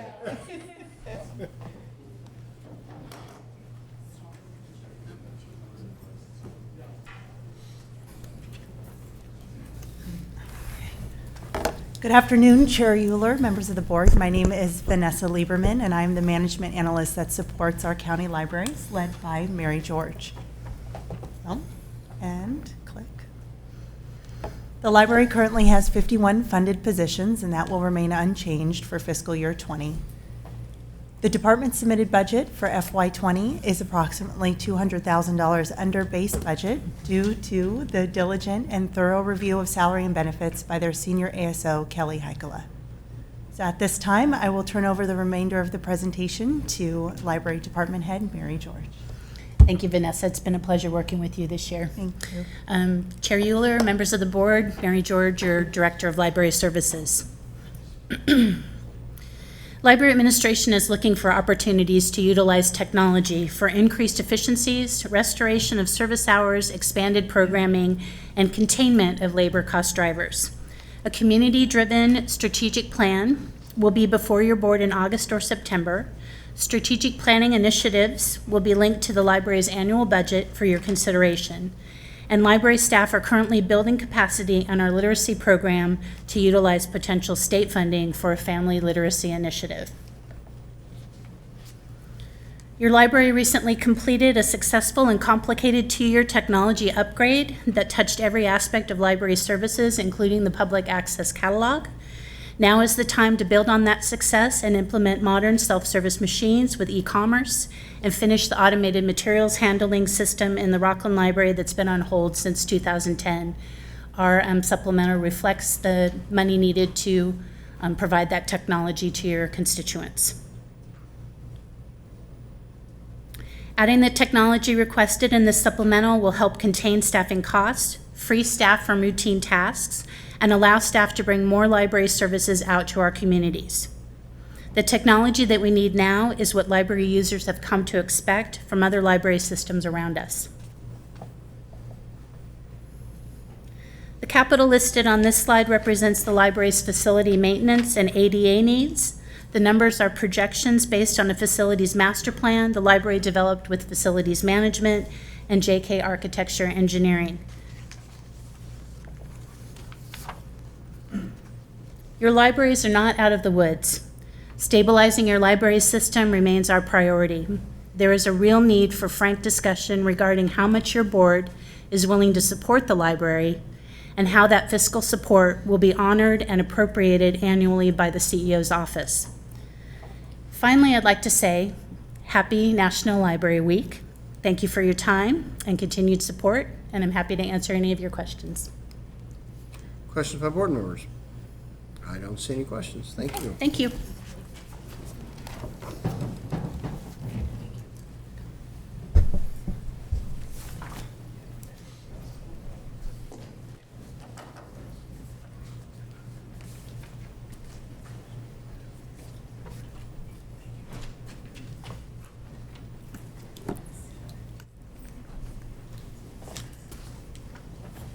Thank you. Here, you want to just hand them? Oh, pass them on. All right, fine. Fine, you bossed me around. Cool book. Good afternoon, Amanda Flo, Management Analyst, here one last time. It's my pleasure to give a brief overview of the Probation Department's submitted budget. As shown above, probation's net budget has increased 3.8% year over year. Probation was able to submit their department requested budget at the base budget provided to them from the County Executive Office. You will note that probation's funded positions have remained flat and that the department is currently almost fully staffed. They only have one vacancy which is being held and which will be addressed later in this presentation. I will now hand it off to Chris Artem, Senior Administrative Services Officer, as well as Chief Probation Officer Marshall Hopper. Thank you. Thank you, Amanda. Good afternoon, Chairman Euler, members of the board. For the sake of brevity, I've pared my notes down. A quick note on probation's budget. 22% of probation's general fund support pays for a variety of county-provided services such as fleet, facilities, IT, and counsel. Chief Hopper will address our supplemental requests with you, but I would like to point out that over half of probation's supplemental requests are due to our need to eliminate required salary savings. with one vacant funded position potentially being funded as a supplemental request, probation does not have vacancies from which to derive salary savings.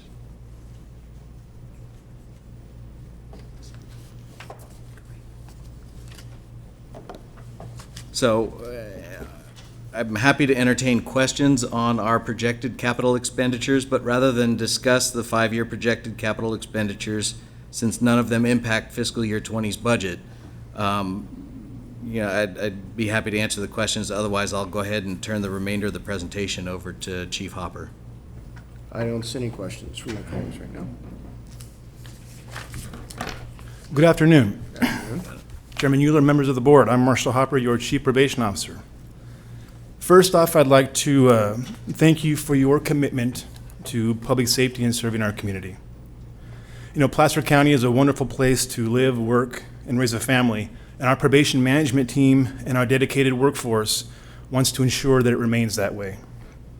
This year's presentation will focus on the future, using our tools and resources effectively, limiting liability to the county, and maximizing your board's public safety investments.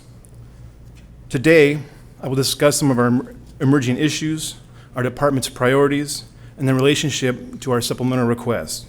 But before we jump into that discussion, I think it's important to take a quick look at the past. Over the last 10 years, and with your board's full support, our management team and our committed staff have tackled some dramatic issues and changes to our justice system. Therefore, we developed this chart that's before you to outline some of those changes. Obviously, we've had several legislative changes that have mandated and changed the way that we do business in probation and the way that we work with people. We also have our programs that have existed over time: alternative sentencing, pretrial services, placing probation officers in both jails, assigning probation officers to courtrooms to assist the Superior Court judge in making recommendations and decisions. We've also shifted probation officers to every law enforcement agency within the community to help promote public safety through a community partnership. We've also developed our Placer reentry program with your board's full support over time, and we now have offices in Auburn, Roseville, and Tahoe. And who can forget something called parole realignment that occurred during this time frame? A change in our justice system that basically turned it upside down. Now, taking a closer look at our timeline up here, a closer look at those numbers. Our overall numbers in the adult world have increased slightly, but we now have higher risk and more dangerous individuals to supervise. I will point out that in 2009, 44% of the population that we supervised didn't even live here in Placer County. And if you look at those numbers now, 16% of the cases reside outside of Placer County. That is a direct result of efforts from our department, our justice system, to transfer those cases out because offenders are better supervised in their own communities rather than from far away. So now we have the opportunity to focus on our offenders and our communities. Further, our team has continued to focus on early intervention programs in the juvenile world. We want to divert minors from our system because kids belong at home with their families. And as you can see, there's a significant reduction from 2009 to today, from our juvenile detention facility to the number of individuals on probation or wardship. So in a nutshell, with your board support, our management team has taken on a lot and made some significant changes over the last 10 years. We've reorganized, redirected, increased services, changed the culture of our department, provided relief to our justice partners, and maximized resources and limited county liability. The important item to note out of this slide is we have gone through all of this, tremendous changes over the last 10 years, and we've done it well with your support, and we've only added 4 positions that entire time for our department. This is a direct reflection upon your board's leadership, your commitment, and your solid investments in public safety. Now, taking a quick look at our requests. Our requests revolve around a strategic plan. That plan is to continue our demonstrated success. It is simple. These requests focus on employee retention, recruitment, succession planning, and changing our organizational structure so that we continue for years to come to meet the justice system demands and continue our proven track record of success. Now, in this next area, We're requesting additional IT support. It's been 18 years since we had any additional IT support. Technology has changed. Demands have changed. We're also requesting additional services for our reentry program, PrEP, and the ability to increase services to our alternative sentencing programs, providing relief to the county and to the jail system. Speaking of programs and services, I do think it's important to note that bottom line numbers do not always tell the story. In fact, just the other day, we had a graduate from our PrEP center. Prior to the program, this individual was homeless, living in the Auburn shelter, unemployed, had a serious substance abuse issue, and lost his wife and kids. While in PrEP, this individual completed substance abuse counseling, transitioned his residence in a transitional living home, completed a year-long batters program, obtained full-time employment, obtained stable housing, and he's currently involved in therapy, and he's participating in our Prop 47 program, which is a partnership with HHS. Because today, he's 14 months sober, and he's well on his way to gaining his family back in his life. Now, before I conclude looking at the emerging issues and department priorities, I thought I'd take a little bit of a different approach, leaving with you a couple of probation facts that intertwine within our department priorities. And these facts come from the last 3 years. In the last 3 years, 3,055 jail sentences have been completed on our alternative sentencing programs.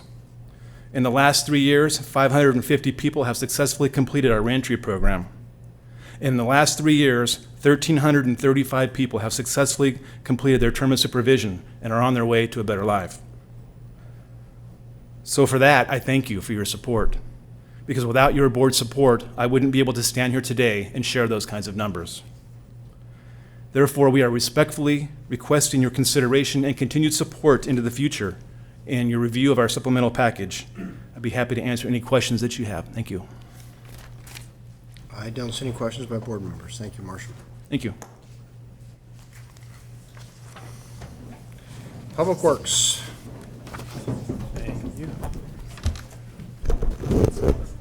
Good afternoon, Chair Euler, members of the board. Matt Levesque, Management Analyst. In the interest of brevity, I will be providing a very brief overview of the Public Works submitted budget for fiscal year 1920 before turning the presentation over to your Public Works Director, Ken Graham. The department's proposed budget for the upcoming fiscal year includes a total expenditure request of $138 million, and this is spread across 7 funds.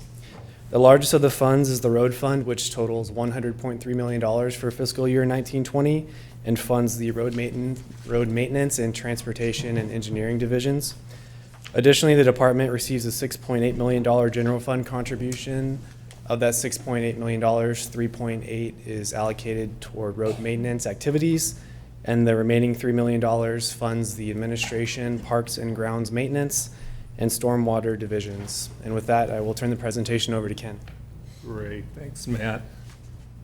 Good afternoon, Chair, board members. My name's Ken Graham with the Department of Public Works, and we're probably going to go real quick. We won't even talk about these slides, about all the different funds we have in Public Works, but I do want to take a few minutes. They're there. But I do want to take a few minutes to talk about our priorities, our supplemental requests, and finally our capital improvement projects.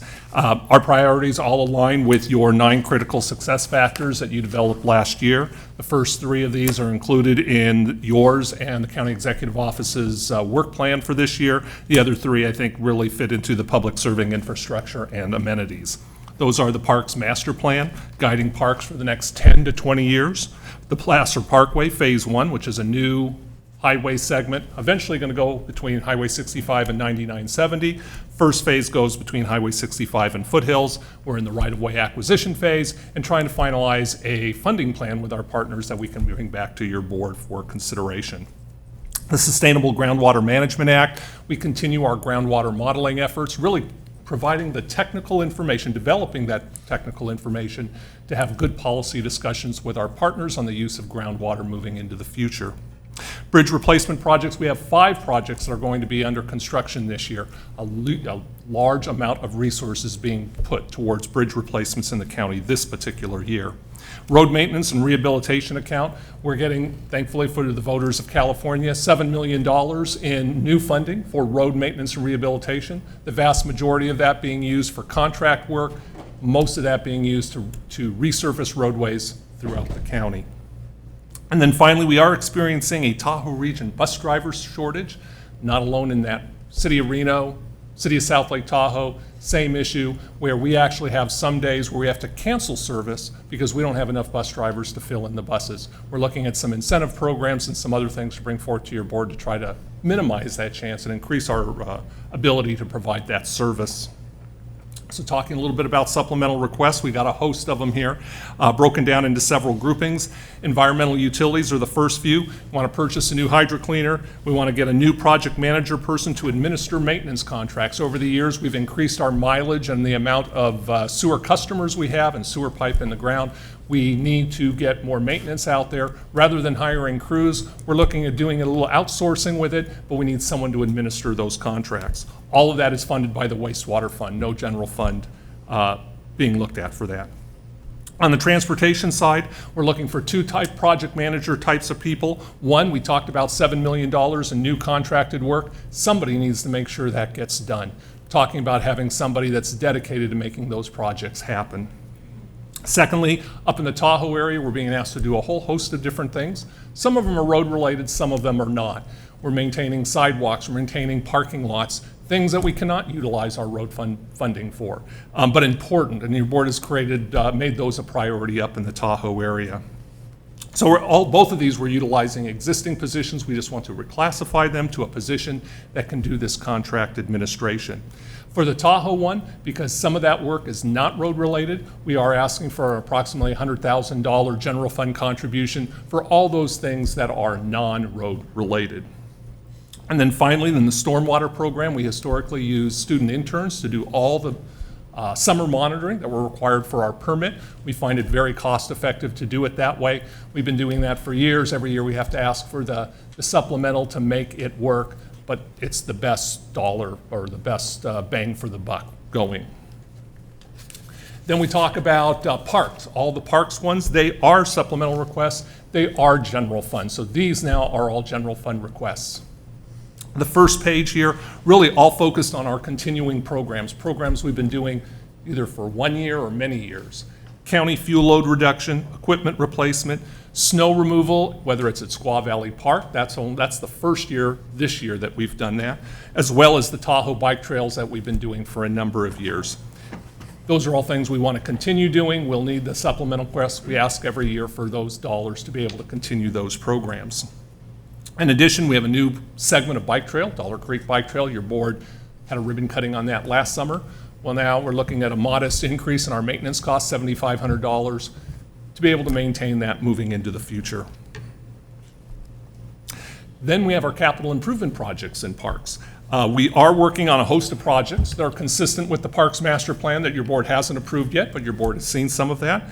But 4 of those need some general fund contributions in order to make them whole. Griffith Quarry Park, a $253,000 project, needs $89,000 to make it whole and allow that project to move forward. Granite Bay Fields, it's a potential $4 million project, partnering with Eureka School District, take an old school site and utilizing their fields and utilizing their infrastructure, parking lots and everything else, but we develop the field and we can make that open to the public. We're looking, if that turns out, $4 million, we would eventually be looking, we think, about a $700,000 ask to make that $4 million project happen. This year, we're looking at $79,000. We need to see whether we can make the partnership work, not just with Eureka School District, but also with the community, because we think they're going to have a big play and a big contribution to make towards the project. Dutch Flat Pool, $125,000 project, build an ADA compliant restroom. It needs a $25,000 contribution to make it whole and make it happen this year. And then finally, we have a host of connecting trails that we do, where most trails we get in the county are done through land development, but inevitably there are connections that aren't being made. And so we work with volunteers and some folks that advocate on our behalf. providing the funding to do the surveying and the engineering required, and sometimes purchasing these connecting easements. It's amazing when our partners go out there and do it, they get a much better reaction than when we go out to private property owners asking for those easements. There we have approximately about $100,000. We're asking for a $45,000 contribution to ensure we can make those happen when those opportunities arise. Then we go on to our maintenance projects in parks. Most of these we've been doing either recently or in the more further past. We have 3 of them there. Trail maintenance, most of that this year is at Hidden Falls. We have a lot of volunteer trails people are making. We need to close those up, restore those, and try to encourage people not to cut across our trail network. Capital replacement, that's just really the ongoing needs of a lot of our aging parks, replacing water pumps. Some of these are playgrounds, and some of them are just, I think even had an item earlier today, picnic tables and all sorts of hardware that just needs to be replaced periodically. And then finally, we have our hazardous and healthy trees program. Used to do that back in before the recession. We haven't done that since. We need to make sure we have a survey of all of our trees. We need to make sure our trees are maintained in a safe condition. We don't want anyone getting hurt, but also in a sustainable condition. One new initiative that's coming out of our master planning process is trail mapping. We'd like to start that trail mapping process. What we find is there's a lot of different groups that provide park and recreational facilities in the county, but no one puts them all together and shows the public what we have. We want to be able to provide that this year, what we think is a relatively modest ask, to bring all of that together in one place. And then finally, there are the 2 positions that make all the things above it happen. One is an analyst position. That's about implementation of the master plan initiatives. That's the mapping. That's art and public recreation areas that we're doing a lot of. It's going to be the administration of the Placer Vineyards Park and Recreation District until they get out on their own. We're likely to be the administrator of that for a number of years. We hope in the future that will also become our volunteer coordinator. The senior project manager, there's a need for these capital projects to have someone dedicated to make them happen. What we're finding is our planners today are really focused on the plethora of land development projects that are going on within the county today, and they don't have enough time to work on our own capital improvement projects. That brings us over to transit, and there's nothing in Placer County Transit on the west slope, but in TART we do have some asks. They're all funded through various transit funding sources. Important to note in Tahoe, that does include TOT, or Transient Occupancy Tax. The 2 that I want to highlight your attention to today are the addition of 2 senior bus drivers. Today, during our peak times, we actually run 23 hours a day, 7 days a week, where we actually at times, especially in the winter, will have people cross from one day to the next day. But we only have 2 supervisors. There's no way they can provide it. There is no support, there is no supervision during many hours of the day. We need to provide some level of supervision and assistance to drivers who need it when they are on shift. We're looking at 2 senior drivers. We're talking senior drivers because they are allowed to do the supervision, but they're also can drive a bus when needed. And so they provide the bridge between the classifications. So again, no general fund associated with any of these TART requests. So that brings us to the capital expenditures. $78 million we're proposing this year, majority of that being in transportation, goes up slightly over the years. Some of the projects we're looking at. Placer Parkway, we mentioned it earlier there on the right. You can see a rendition of what it might look like, an expansion of the Whitney Road interchange going up over the Union Pacific Railroad tracks over to Foothills Boulevard. And then we also have the Bell Road Interstate 80 interchange project, where we are looking to relieve congestion there. We are looking at an option here, you can see, of 2 roundabouts on both sides of the interchange to make that project happen. We're in the early engineering analysis as well as environmental review process. I mentioned we have 5 bridge projects under construction. That shows those 5 here. We have some other projects that are going on. Yankee Jim's Road out of Colfax. Actually, I believe, if not the lowest rated bridge in California, one of the handful of lowest rated bridges in California. Not something we're necessarily proud of, but it's true. Upper right, you can see what the bridge looks like today, an old suspension bridge, 3-ton capacity. That's an F-150 pickup if I don't sit in it. It is not a lot can go across that bridge. On the left, you see kind of a rendition of what it might look like in the future. We're also one of the first projects in the state to be approved as a transportation project for the construction manager as a general contractor way of delivering a process. Special legislation for us and the few others that have gotten it. We're going to be coming to your board later this summer or early fall to select a contractor that we will work with through the final design of the project. And then Watt Avenue at Dry Creek, in the growing West Placer area, under your board's leadership, we've replaced the bridge at Cook Riolo. That was done several years ago. We've broken ground on Willarga Road Bridge. This is the last bridge over Dry Creek in our unincorporated area we need to replace.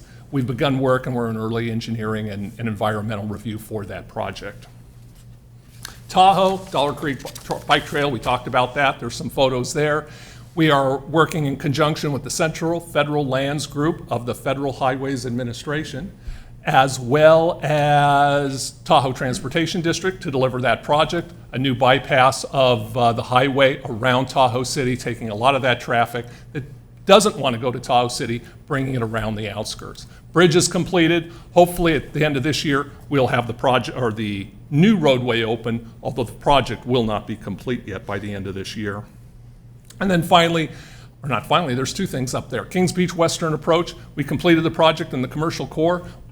That still leaves the intersection of 267 and 28 being a congestion point. We're looking at some options. There shows a roundabout, barely see it, but it shows some options we're looking at and talking with the community about how to make it happen and can we get the support to do it. Truckee River recreational access, trying to provide better access for all the recreational opportunities along the Truckee River, predominantly talking about a bike trail between Squaw Valley and the town of Truckee. Parks, it's all about the master plan, where we're going with that. But we also have some capital improvement projects going on this year. Speedboat Beach, improving the access to the beach, including a restroom for people who are utilizing that beach. In addition to that, we've got two segments of the Martis Valley Trail. Today, the trail goes from the town of Truckee, goes to the base of the valley. But we have two segments that'll take it through the valley and up to the North Star Roundabout. Memorial Overland Immigrant Trail, a new trail we're excited about, dirt trail, with the intent of eventually going up over the Sierras and connecting up on the west side all the way down to Auburn eventually. We've got the funding, we're ready to go, and that should be breaking ground later in the year. Finally, I'm going to talk a little bit about our environmental utilities group. Their focus is really on completing compliance for many of our closed landfills, making sure they are being maintained in a sustainable manner and environmentally friendly manner. We're doing the master planning for the Western Regional Landfill that's going on, and then a host of pump station rehabilitations that are going on, $1 million to $1.5 million, very significant. Most of them have to have new pumps and be rebuilt every 10, 15, 20 years. We've got a host of them that we're working on right now. And then finally, Auburn Ravine Force Main Replacement, really ensuring the reliability of sewer service in North Auburn for years to come. Spoke fast. Appreciate you listening. If there's any questions, happy to answer those. Any of my colleagues have any questions? I had just two. Ken, jumping back.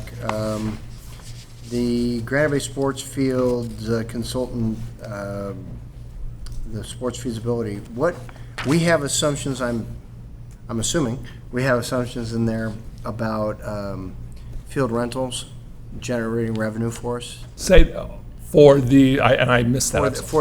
On the sports fields that we're looking at Eureka. Oh, yes. Yes, so we're looking at possibly small weather fields there. I know that my son's lacrosse league, we practice on the Cruddy field over at Gold Country Fairgrounds. We're there 3 nights a week for about 3 months, and we pay almost $6,000 to rent those lousy fields over there. So we have revenue projections that will be a part of that study that will help show how we can offset the original construction costs. Important to note that, yes, that we do charge fees to the leagues that utilize all of our fields, including these. I would not want anyone to think that we 100% cover the cost, but it does help defer some of the costs. Well, and just in terms of prioritizing our decisions. And then the other thing, having spent a little time on West Shore this year, noticing the canyons that became our plowing of the bike paths, with 7, 8-foot snow banks on either side of these little narrow paths. Do we have any idea what kind of utilization those are actually getting? We're spending a lot of money to keep those clear. Do we know?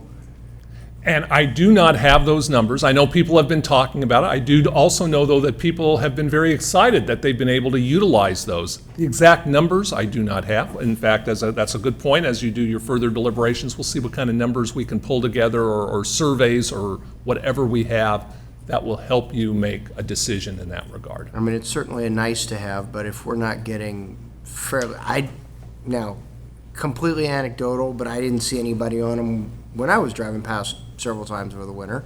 But when I think about how much we must have spent to keep those things clear with all the snow this year. Absolutely. Okay, we'll get some information. All right, thank you. And that's all the questions that we have up here. So thank you very much. Thank you. And now we are finally on to the treasurer tax collector.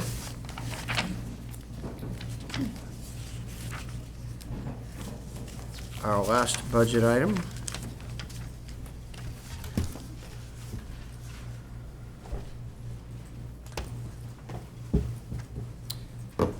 All right, going to close this out. Good afternoon, Chair, members of the board. Adam Wade, returning to briefly introduce the treasurer's submitted budget for the 1920 fiscal year. As you can see on the slide here, the base budget came in, the department submitted budget came under base by about $185,000. Funded and filled positions for the submitted budget remain flat at 30 and 26 respectively, with no supplemental requests. And with that, I will turn it over to Janine Windeshausen.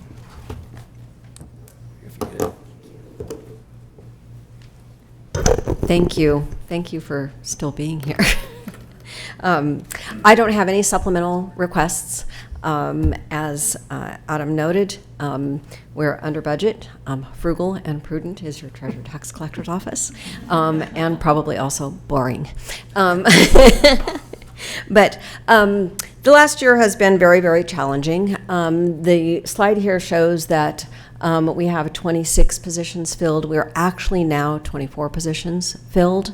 In spite of that, we're still also running parallel between the old accounting system and the new accounting system in the Treasury. And so there are workload impacts associated with that on an ongoing basis that we're still trying to stabilize.